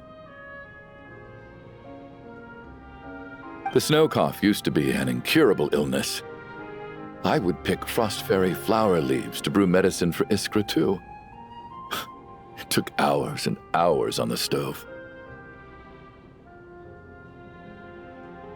But the year after my daughter passed away, the jester of the Fatui announced that a cure for frost blight, also known as the snow cough, had finally been developed.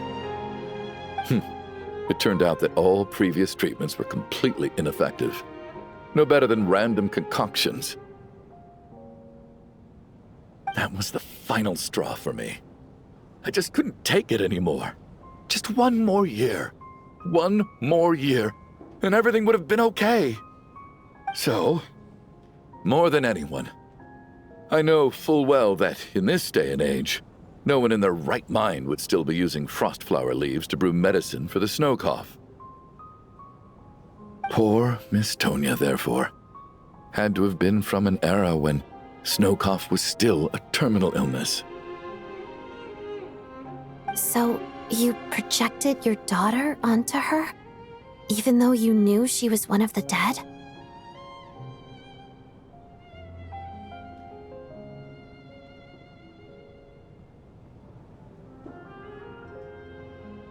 That doesn't make any sense. You knew she was already dead. What did you hope to achieve by protecting her? I just don't believe in your crackpot theories, nor do I approve of your actions. How can you just declare a living person dead and throw them out into that snowstorm? Nitia's gone. My good buddy Shram's gone. And now it's Tonya's turn, isn't it? The others I can make my peace with, but little Miss Tonya, here she is, standing right in front of us, alive and breathing, and fighting her own battles. Yet you're quite happy to say she's dead? I just want her to live.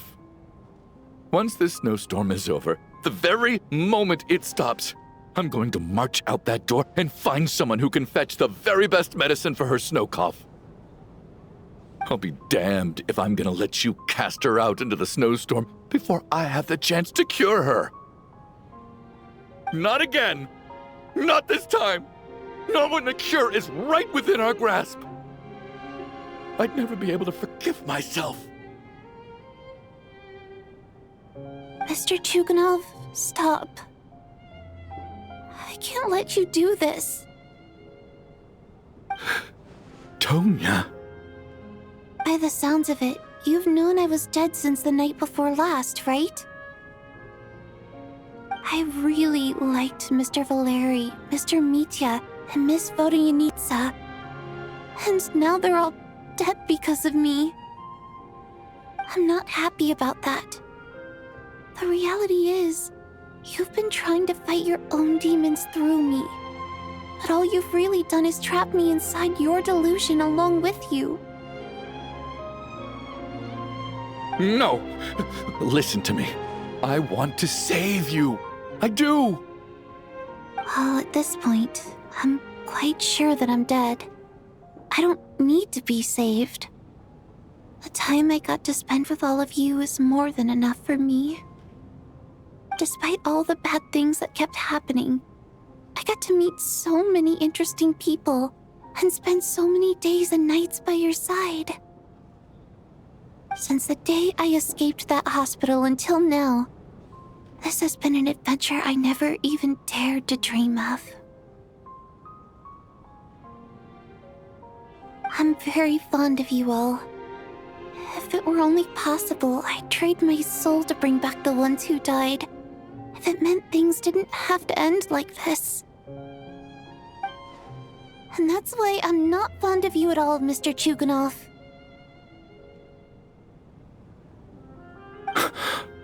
I'm sorry. It's them that you owe an apology to, sir. Not me. Well then, I suppose this is it. It's time for my adventure to end. I've caused enough trouble. You're leaving already? It's still early. Don't you want to stay a little longer? No thank you. Oh, and by the way, my name is Patashka. It was nice meeting you all.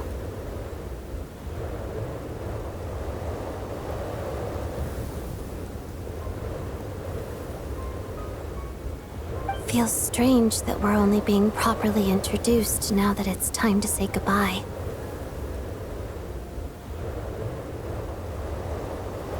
Tashka.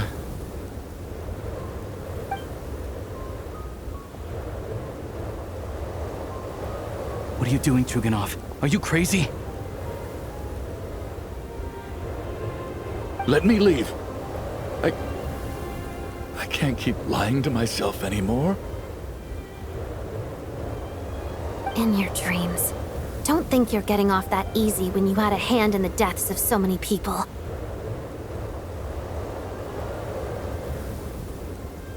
The Fatui have honed quite an array of enhanced interrogation techniques since they were founded.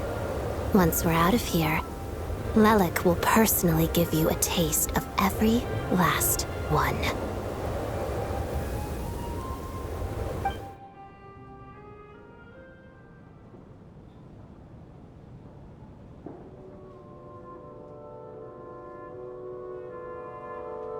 I think we should leave. I doubt this snowstorm is ever going to stop. For all we know, this storm might have destroyed all of Snezhnaya by now. Maybe even the whole world.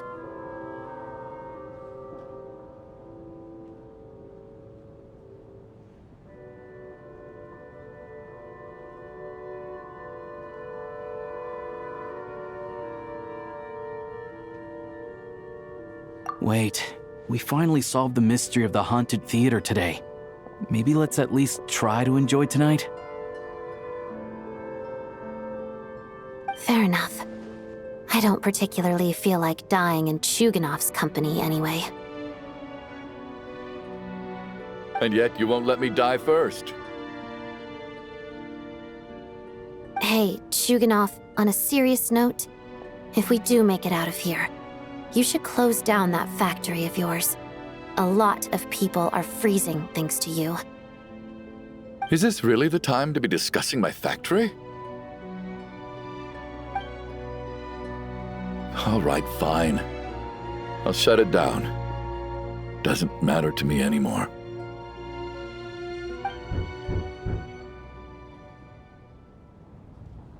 Am I hearing things? Or was that a knock at the door?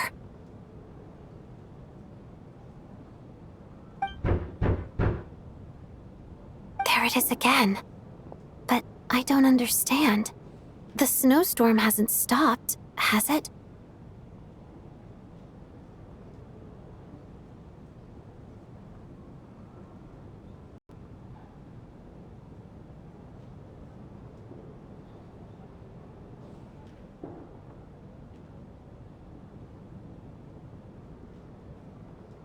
Should we open the door? Is this it? Is this nightmare finally over? If the last few days are anything to go by, I probably shouldn't be getting my hopes up.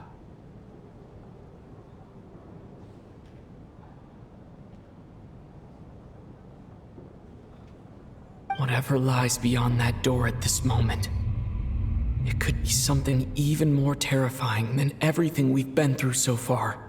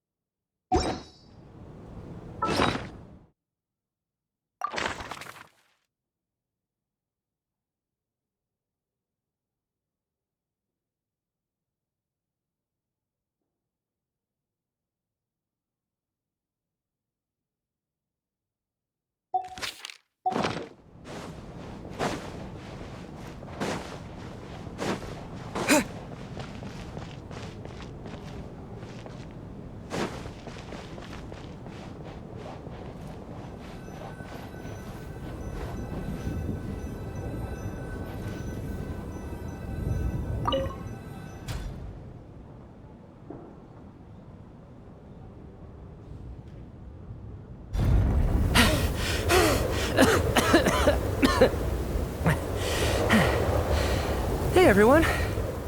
I'm back. How are you doing?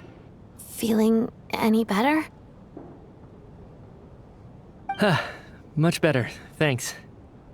Whew, it is so good to have you guys here. I was a little worried that the theater would be empty by the time I got back. Let me see.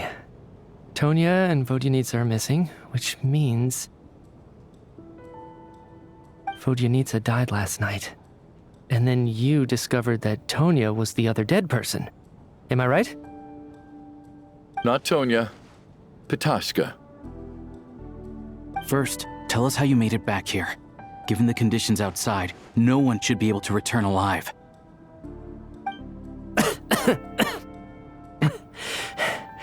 You're right. The thing that got me back safely was a song. I heard someone singing. After walking into the snowstorm, my mind grew hazy. I don't know how long I walked through the storm before my mind completely slipped away.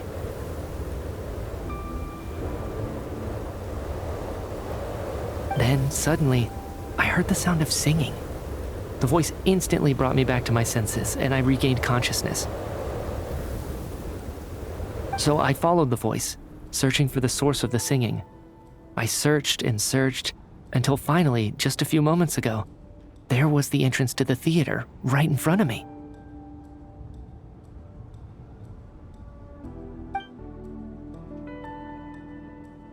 I've actually never performed this song in the theater before, because it has more of a ceremonial purpose for our people. It's not meant for the stage. It means something like, "May those we have lost watch over us, and follow this song back home in the night, so that we might be reunited once more." That must have been Vodyanitsa's Requiem. Who knew it actually worked? That song is meant to guide the souls of the dead. Mitya, that must mean that you... Huh. No kidding. Huh, seemed like I guessed right then.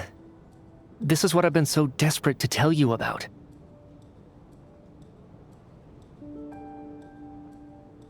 When I first stepped out of the theater, I was still quite lucid. My memory of it is still pretty intact.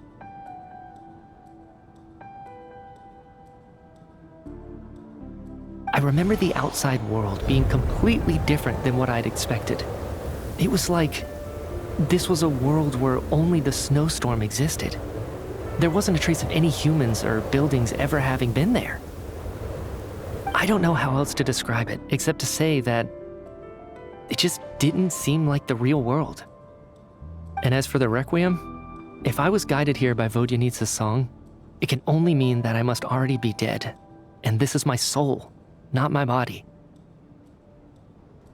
But I didn't experience a clear moment of death while I was out there, nor do I feel any different now than before I walked into the snowstorm.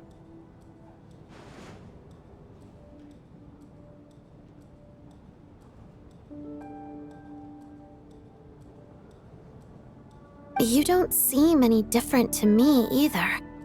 In fact, this is something I've been wondering about for a while now.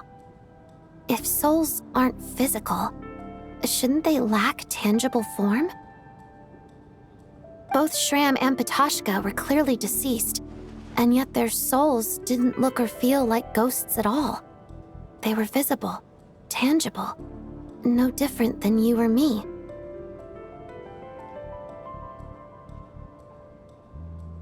This raises a truly terrible thought. Is that really what Mitya is suggesting?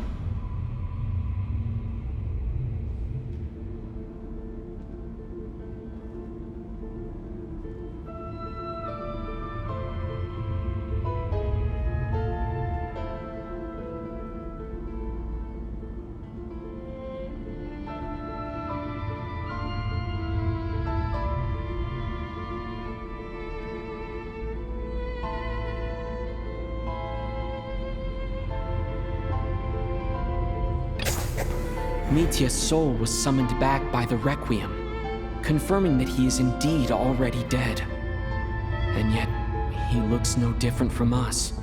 Of course, if even the long-deceased like Mr. Schramm can blend in with us undetected, then maybe we've all been dead from the very start. And all of us are now souls wandering the theater.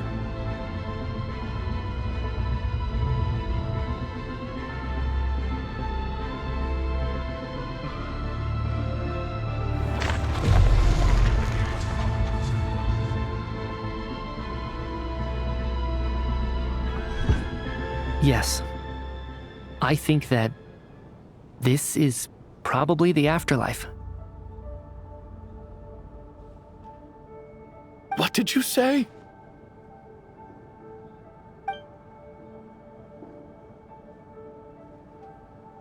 You heard me.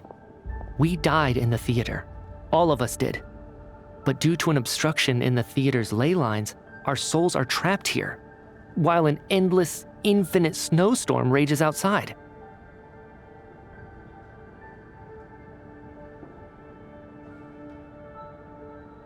It's ironic, really. All that time, we were working so hard to figure out who the deceased among us were, when the truth was, we were all deceased. The only difference being some of us died more recently than others.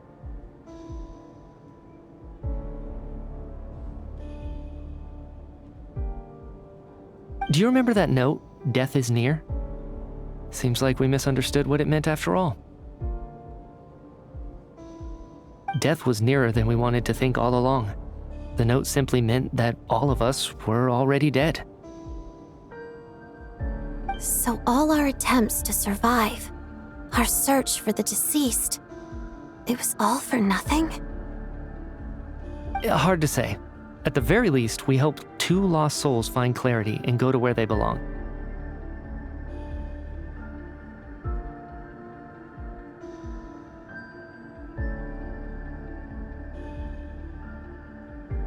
The presence of those 2 is probably what caused our souls to be drawn in by the ley lines. In which case, the deaths we've awoken to over the past few days were just souls returning to the ley lines for good.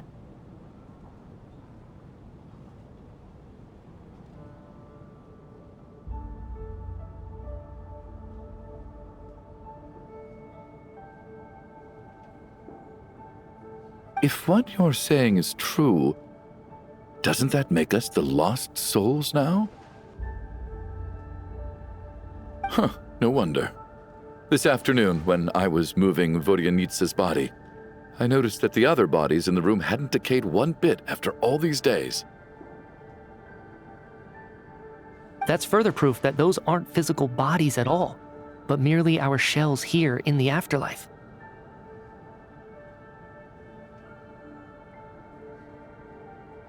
Am I really dead? This doesn't feel real to me at all. No, that's impossible. This cannot be how it all ends. I still find it hard to believe that all of us are dead. How exactly did we die in the real world? None of us have any memories of dying, right? Not even knowing how we died is preposterous. Good grief! Surely there has to be some reason. Exactly. It's hard to rest in peace when you don't even know how you died. It gave me lots to think about as I strode out into the snowstorm. I racked my brains trying to remember the cause of my death, the exact moment I died, the root of all of this, right up until my consciousness faded. Wait. Hold on. Right before I lost consciousness, I think I saw something. I can't remember. And I think I lost my notebook and pen.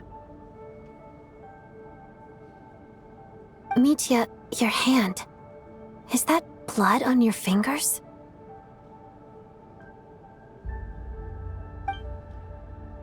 Huh? You're right. There's blood on the fingertips of my right hand. Looks like it's already dried. When did that happen?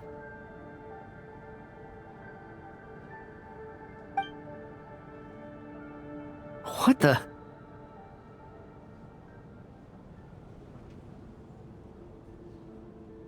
I guess this was what I saw. I must have desperately drawn it in my own blood right before losing consciousness.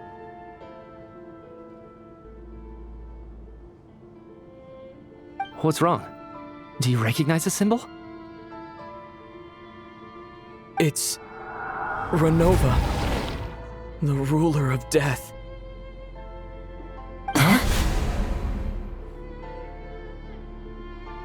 Alosha, do you still remember that Snezhnayan folktale you told me about? It was about the Grim Reaper. When someone's about to die, he appears as an incarnation of someone familiar to guide their soul into the afterlife. And as soon as you recognize his face, your life is over. I heard a similar tale when I was little. You think the Grim Reaper in this story refers to the ruler of death you mentioned? That's right. In which case, death is near could also mean that the Grim Reaper is here disguised in a familiar form.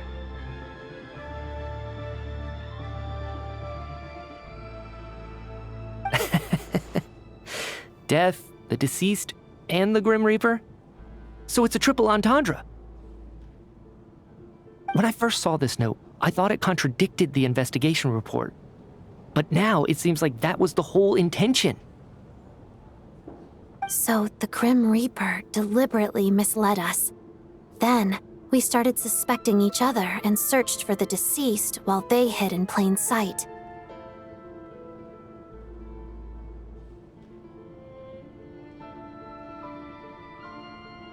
By that logic, the one person most likely to be the Grim Reaper incarnate is...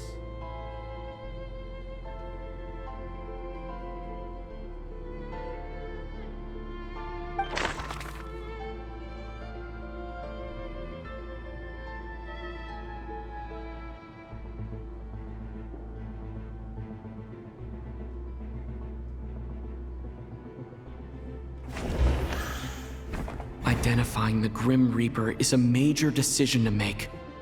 I should think it over carefully.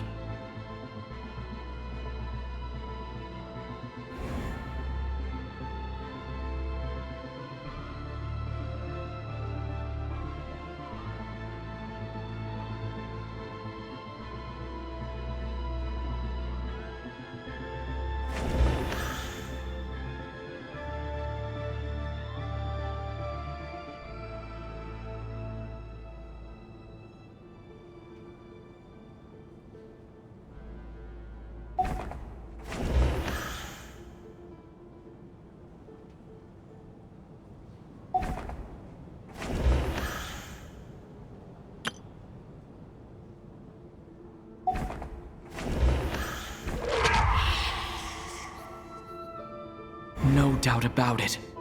It's Alosha. Looking back at how everyone has acted over the past few days, Alosha is most likely the Grim Reaper lurking among us.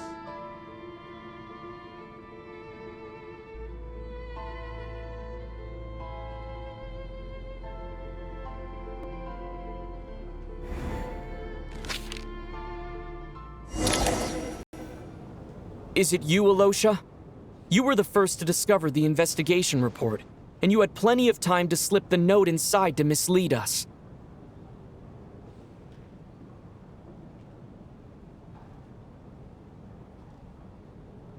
So? Surely you can't suspect me based on that alone. What if someone else found the investigation report first, slipped the note inside, and then put it back without telling anyone?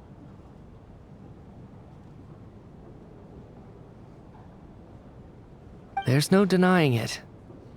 The note could easily have been slipped in much earlier than it was discovered. That's not all. I've also noticed that although on the surface, Valeri, Mitya, and sometimes I were the ones taking charge of the situation. Looking back now, even though you didn't say much, you were always subtly guiding everyone from the sidelines. What do you mean? You were the one who emphasized how dangerous it was outside and insisted we all stay here. It was also you who suggested that we all sleep in the same place.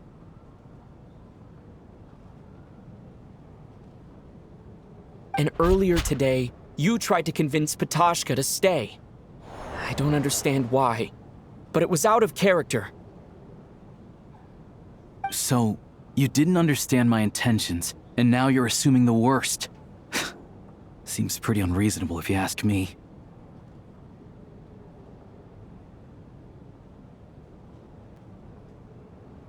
He still won't admit it.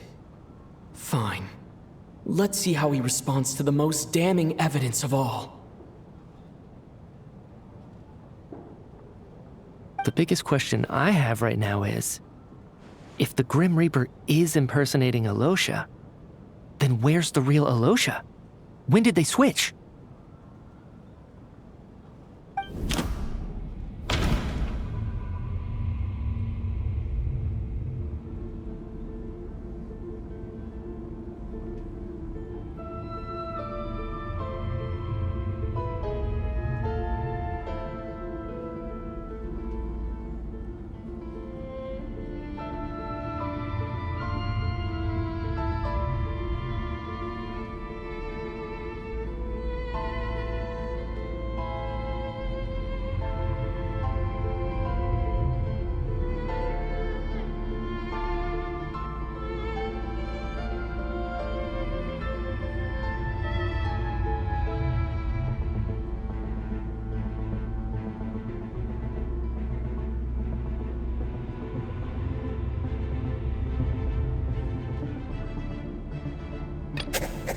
No, nothing related to Alosha happened that night. I should think about this again. That's right. This was the moment. Right at the start. Before any victims had even emerged, Alosha was switched with the Ruler of Death while everyone's guard was still down.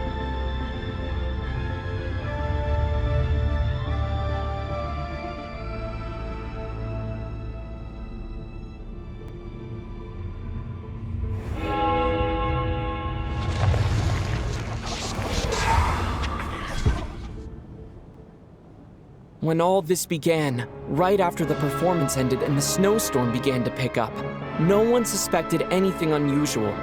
We just assumed we were snowed in.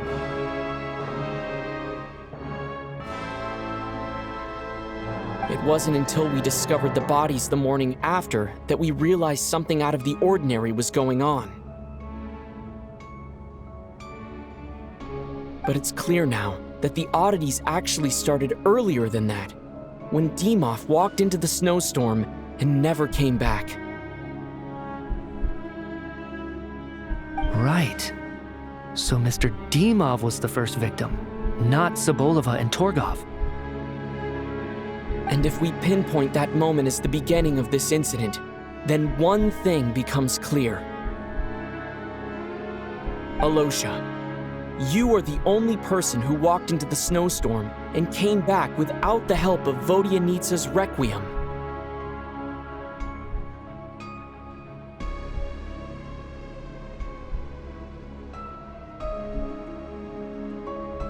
More precisely, Alosha never came back at all. The one who came back was the Grim Reaper.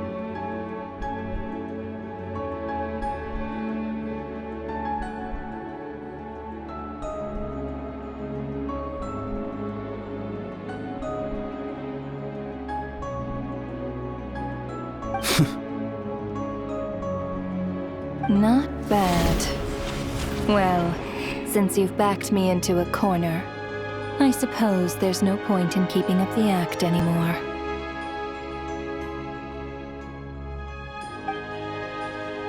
Alosha?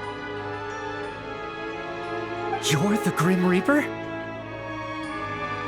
I am no such tired cliché. Mortals should address me as the ruler of death.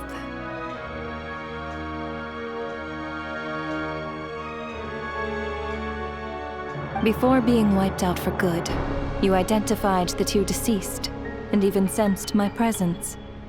A commendable achievement. far beyond what I expected. I heard you can ferry souls. Those deaths each night. Were they your doing?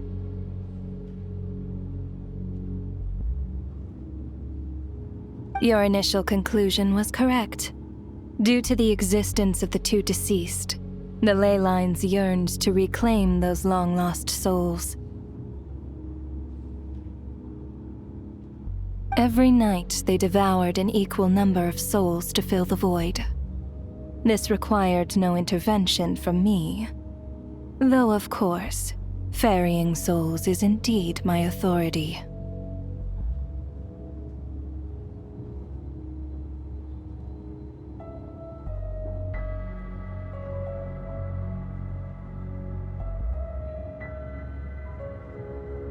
Here, take a look.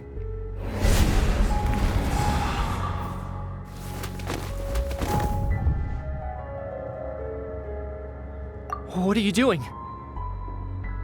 That takes care of today's too. Don't get so worked up. You are already dead, and your souls must return to the ley lines. I know we're already dead. You murdered us, didn't you? Murdered? No. Murder is when mortals usurp my authority. Death is my jurisdiction. If I require someone to die, I need not resort to such laborious methods as murder.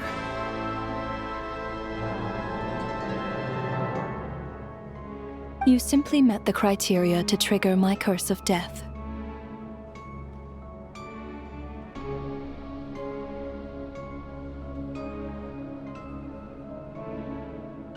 I know about the curse of immortality. So there's another death-related curse too?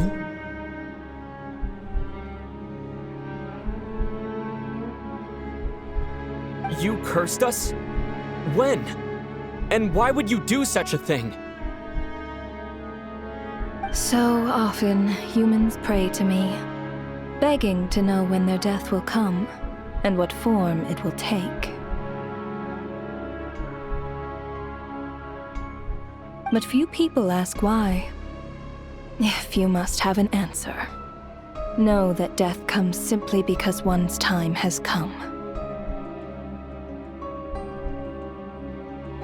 So you're not gonna tell us the truth? Hold your tongue. By all rights, you shouldn't even be allowed to speak with me. Those angels from the past are to blame for the reckless renovation of the ley lines here. It's made my work on this occasion infuriatingly complicated.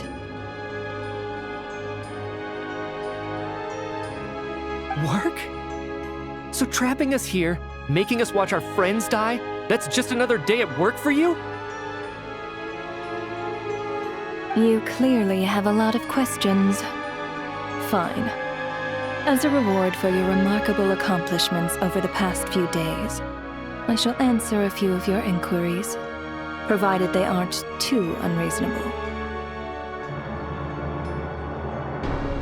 After the physical body dies, the soul must return to the ley lines for that person's death to be considered complete.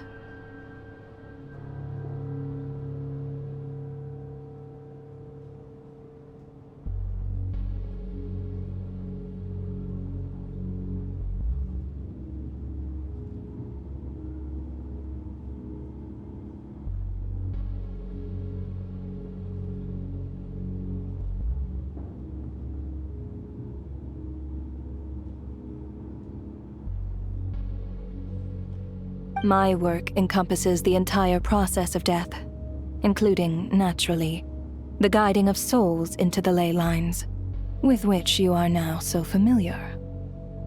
You must also be rather familiar with Natlan's Night Kingdom, I presume? It was I who supported the creation of the Night Kingdom. It provided a convenient means of guiding the souls of Natlan. Here, too, the ley lines connected to the theater underwent some modifications. The angels hoped to make them capable of accommodating the souls of some special creations. But this actually hindered their ability to accept ordinary souls to some degree. This effect manifested itself after you died from the curse in the theater, leaving you stranded in the afterlife, unable to achieve a complete death.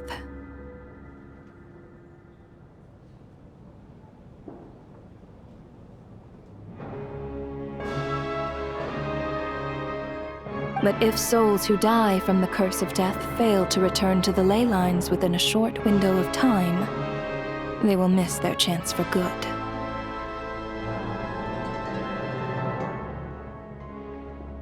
Then, they will remain forever suspended between life and death, no longer subject to the authorities of either.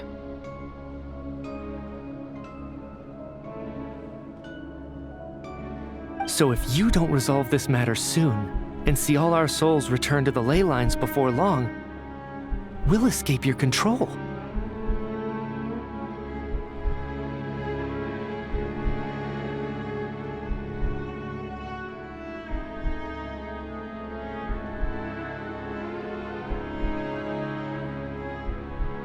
Mitya sharp. This must be what Renova was worried might happen, and the reason she got involved to begin with. But if you have the authority to guide souls, why didn't you just show yourself and get it over with? Why hide among us in the form of Alosha? You seek to understand the mind of a god. Very well. I'll tell you. This is a theater, and I decided I wanted to watch a show about death. That's why I encouraged you to take the events to the stage.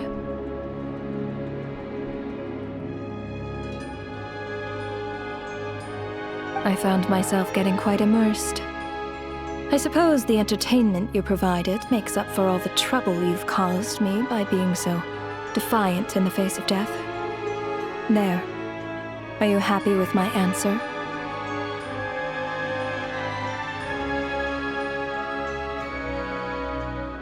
Can't say I am. Really? But it fits the stereotypes you humans have about gods. Just moments ago, you were complaining about how infuriatingly complicated your work here has been.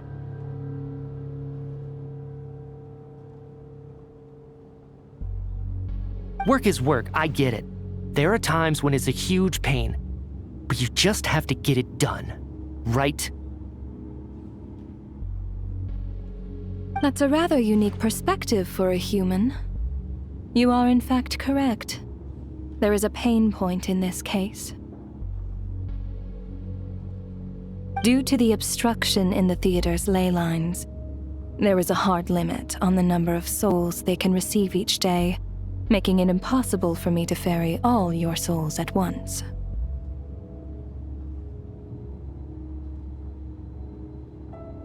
Revealing my identity too soon would inevitably have led to futile resistance, and there was a risk that any souls who chose to run would disappear.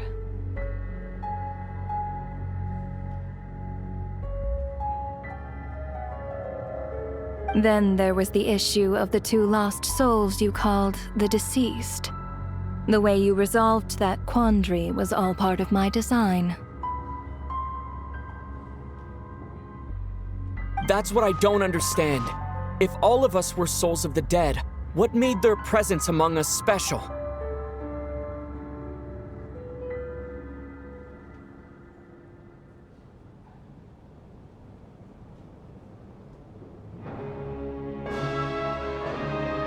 For centuries, they have refused to return to the ley lines, exploiting the issues created by the angel civilization to resist being drawn in. Centuries of obsession accumulated during this process. You may think of this obsession as the resentment of the dead, and in this quantity, it was a bomb that could have detonated at any moment. It reached the point where I could not afford to leave it unchecked. But the only way to fix it was to help them acknowledge their own deaths, make peace with their regrets, and willingly walk into the snowstorm.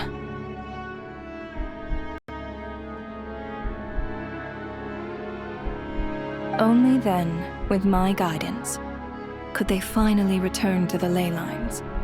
Otherwise, you would not like to know what the consequences would have been. I vaguely remember seeing Batashka, but in the most terrifying form. Was that in a dream? Is that what would have become of her if she hadn't returned to the ley lines?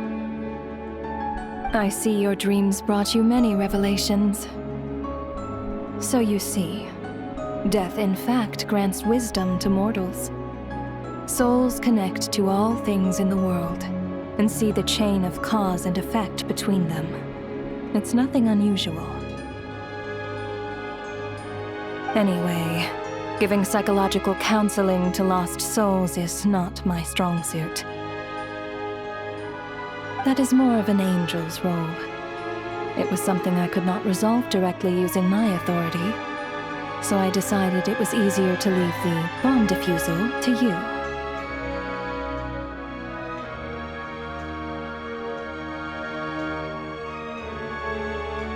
Meanwhile, of course, their presence caused the souls of other members of your party to return to the ley lines each night. From where I stand, that was killing two birds with one stone.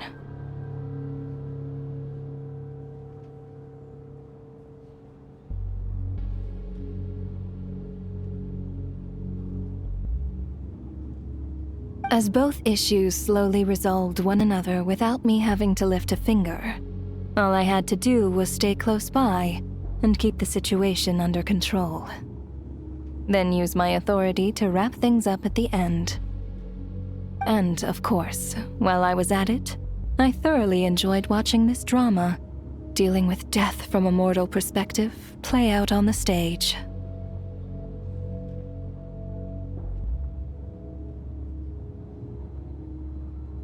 Sounds like you had it all figured out, Grim Reaper. I just did the math. You said there's a hard limit to the number of souls the ley lines here can receive each day. It's 2, isn't it?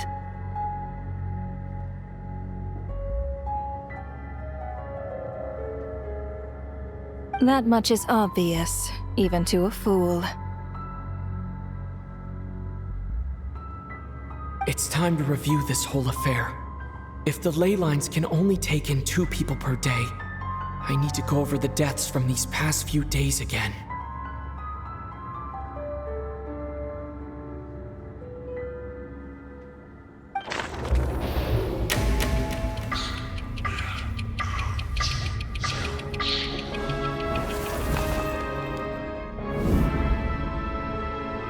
Looking back now, none of us had the faintest idea at the time.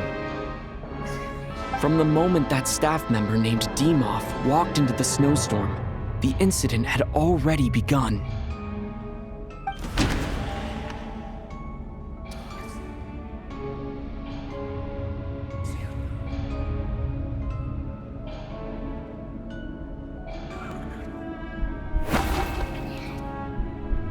No. Let me go over this again.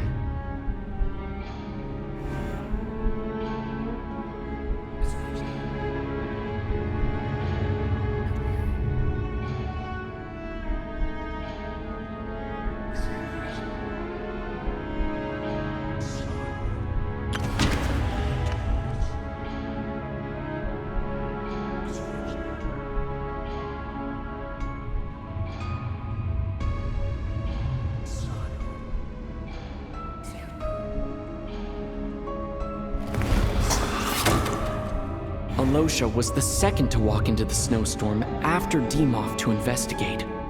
During this process, the ruler of death assumed his identity, making him one of the victims.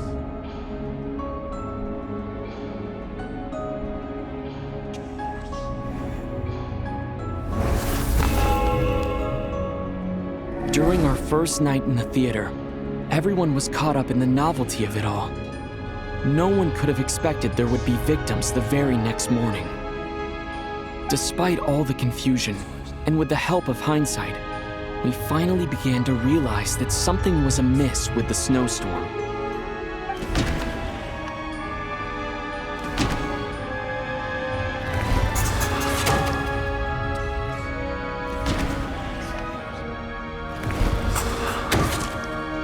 The ley lines devoured Torgov and Sobolova on the first night. At the time, we thought this might be a murder case connected to Lelik.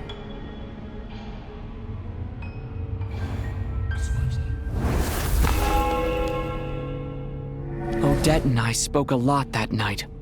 3 people were on watch, but in the morning, we discovered that someone had fallen victim all the same.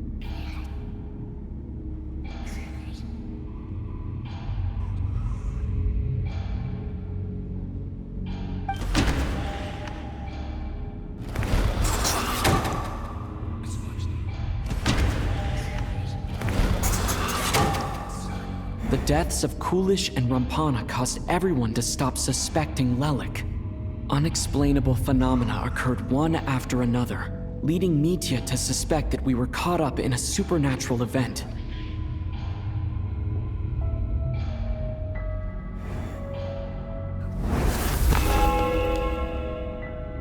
Later, we discovered that there seemed to be an extra person among us, and subsequently discovered the existence of the deceased.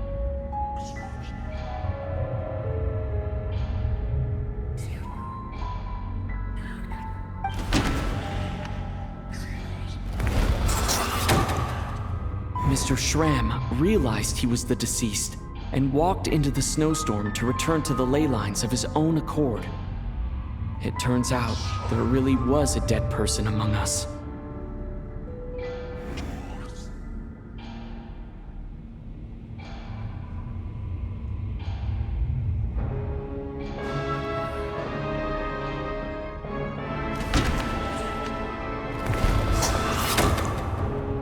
Thought it was all over, but Mr. Valeri's death was a rude awakening for everyone. The ley lines consumed him during the night regardless. A lot happened today. Mr. Valeri's death led us to discover the connection between the number of deceased and the number of victims during the night.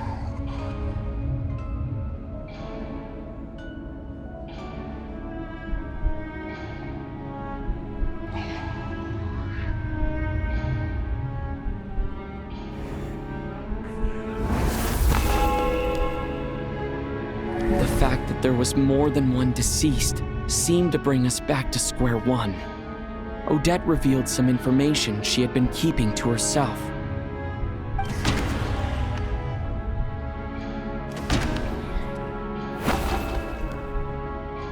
Although Mitya did indeed walk into the snowstorm that day, he returned from the ley lines with the help of Vodyanitsa's Requiem. The void in the ley lines hasn't been filled, so let's rule out Mitya for now.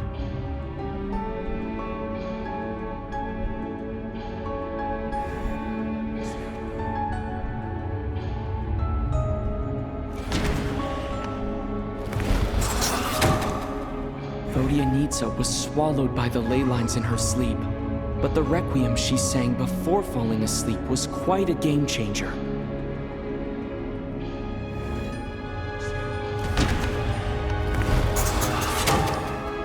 As it happened, Patashka filled the void left by Mitya's return from the ley lines by walking into the snowstorm this morning. The girl I thought was child sister Tonya turned out to be another of the theater's deceased.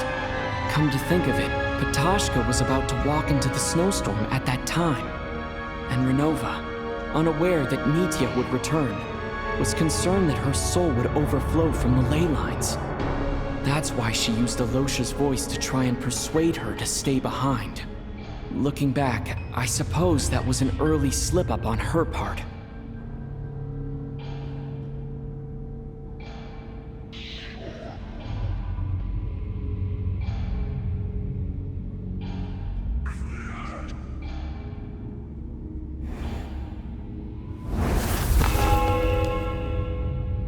No one could have expected anyone who walked into the snowstorm to return.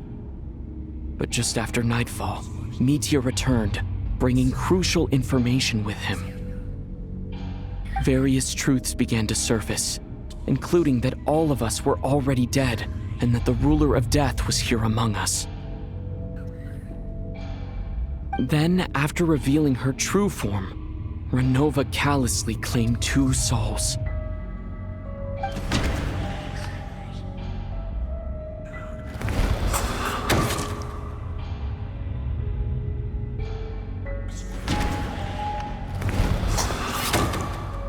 In fact, everyone was already dead by the time we took the photo. And in the days since, we've experienced many more partings in the afterlife. Now, only Mitya and I remain. And the true culprit behind everything still stands before us. In Mitya's eyes, I see the same anger and frustration that I feel.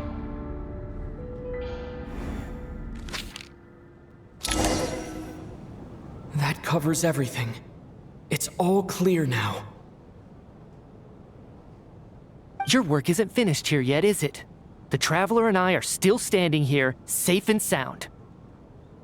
The Water Imp's song threw things off a little, but it is of no consequence. The ley lines have already anchored your soul, and the first ray of light tomorrow morning will take you back. I, meanwhile, need to review my attitude towards the Water Imp race.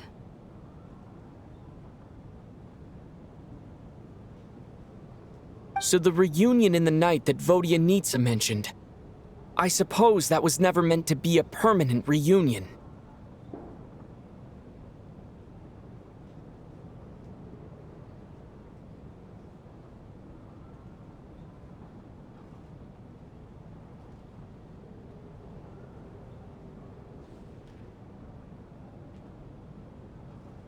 That just leaves you, Traveler. My power only allows me to temporarily separate your soul from your body. The ley lines of Tevat would not accept you. And your soul is firmly anchored to your body by your will. For a descender like you, who is not bound by Tevat's rules, your death can only be brought through the most violent of means, such as directly destroying either your body or soul.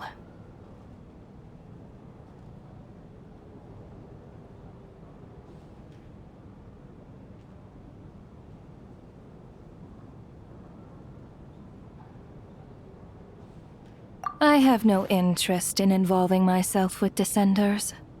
For now. Although, this may change if Asmodee remains missing, or you insist on interfering with our affairs.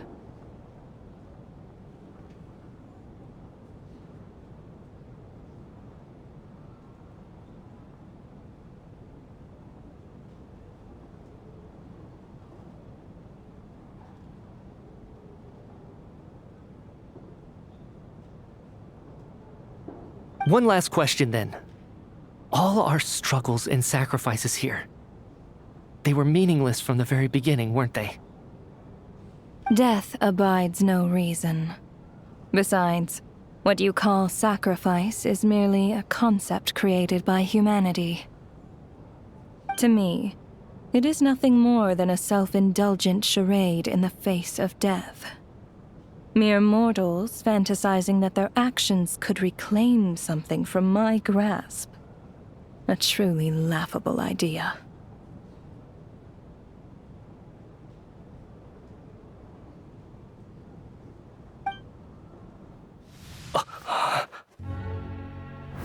Grim Reaper, you really know how to get on my nerves. I'm not here to ingratiate myself with you. I kill merely because your deaths are necessary. Oh, you've made that quite clear. But humans don't take well to being scorned. Not even by the gods.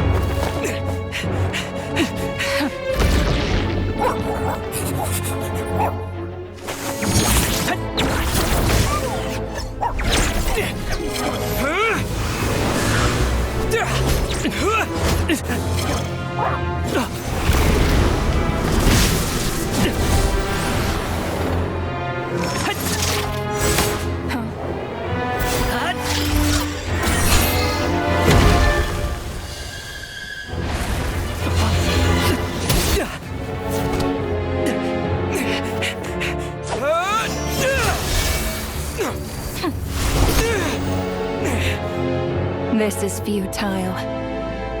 You must know that you are powerless against me in my own domain.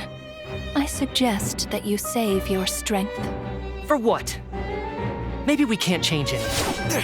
But if nothing else, we can at least teach you to have some respect for the dead. Audacious.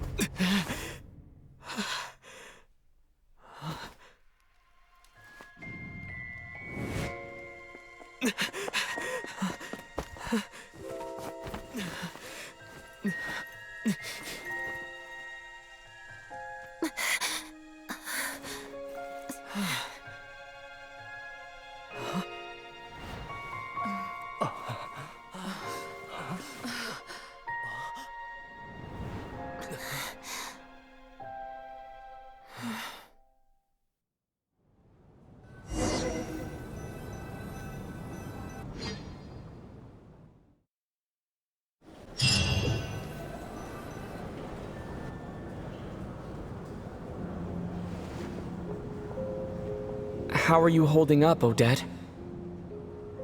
What happened to me?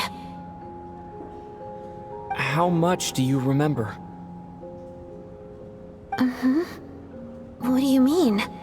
Is the performance over? I can't seem to recall what happened. Has Odette already forgotten?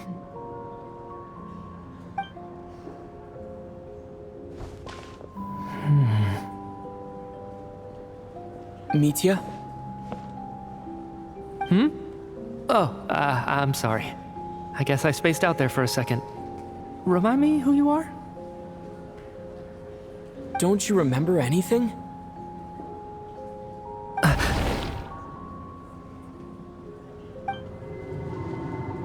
Yeah, I remember now, comrade. Looks like we guessed right. Just like me when Odette found me at the Armory Palace, for some reason, everyone killed by the Ruler of Death eventually came back to life.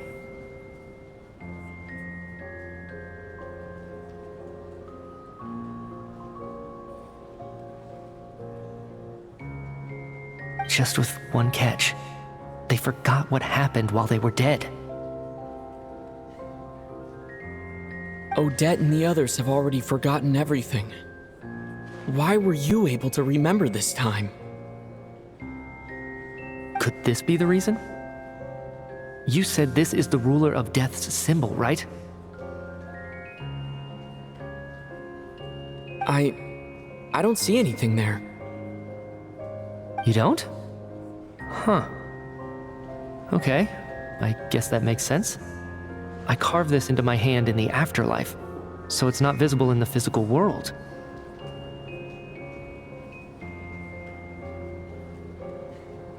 Does that mean I carved this symbol into my soul? What an unsettling thought. Still, at least I get to remember what happened. I suppose it's a blessing in disguise. What about you, though? The ruler of death mentioned that you're a descender? Is that why you can remember? A full explanation would get complicated very quickly, but that's essentially it. Well then, now that it's all over, let's figure out what we've learned.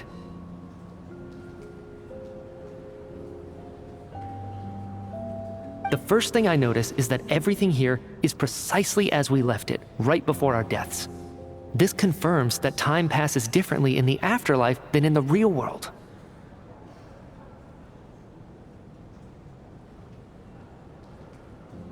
They say that right before death, time slows down, and your whole life flashes before your eyes.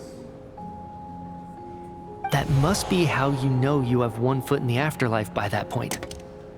Anyway, clearly the few days we spend in the afterlife probably only amounted to a few short minutes in the real world. This also aligns with previous reports of widespread temporary memory loss among the Armory Palace personnel. Now it seems likely that those were all brief deaths caused by the Grim Reaper's so-called curse of death.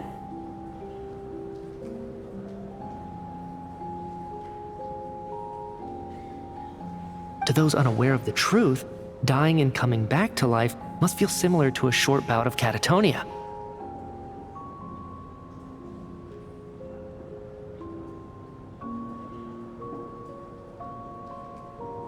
This leaves me with a couple big questions. What are the conditions that trigger this so-called curse of death? And why are we resurrected after we die? If nothing else, I think it shows that killing us wasn't her ultimate goal. We still don't know her true reasons for subjecting us to death. Right. This time only got complicated because of the situation with the theater's ley lines. That's why she had to approach it differently. If the previous incidents of amnesia among the researchers are anything to go by, killing us is usually a pretty routine matter.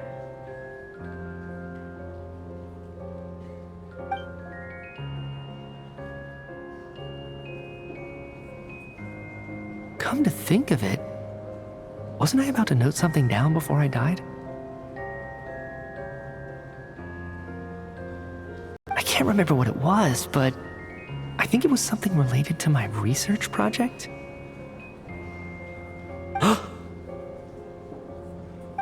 Sorry, Traveler. I'll catch up with you again later. Right now, I have to make a trip back to the Armory Palace.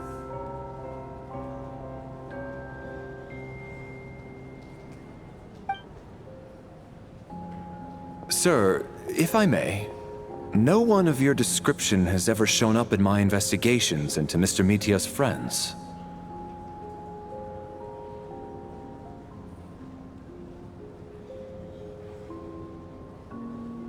Yet, you two seem very familiar with each other.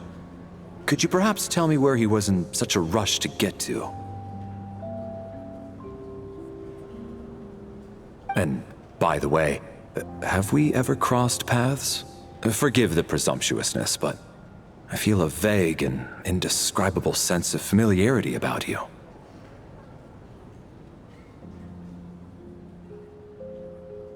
I can explain everything.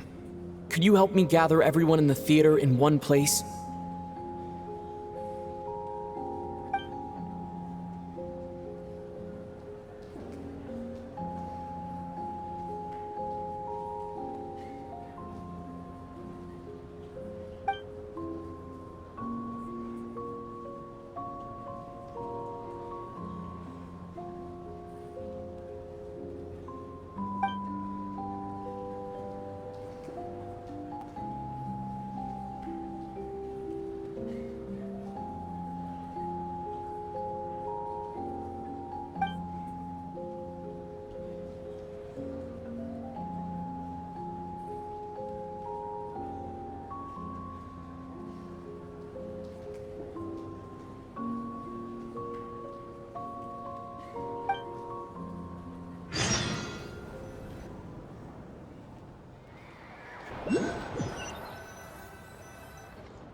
So Chuganov really is going to shut down the factory. I guess this theater incident actually did us some good after all.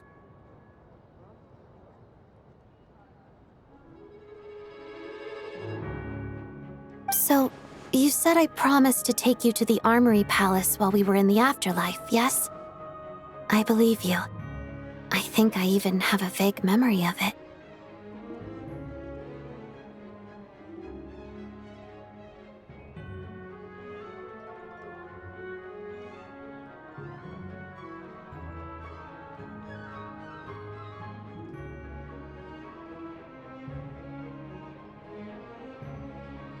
Agreed.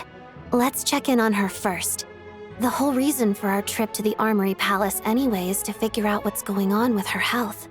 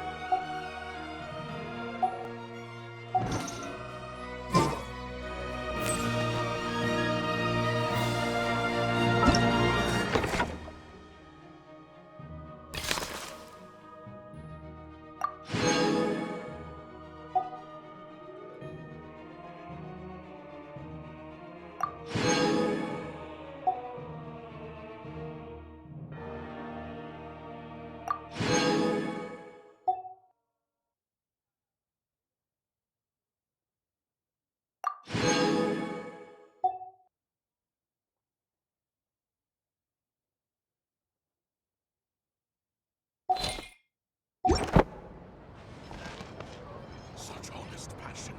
How can it not be called beauty? By the bright... Oh, swear Please not show by the your moon, ticket. for it is yet but a sliver. My vehicle is also... Of course it's Yanitsa! Yeah.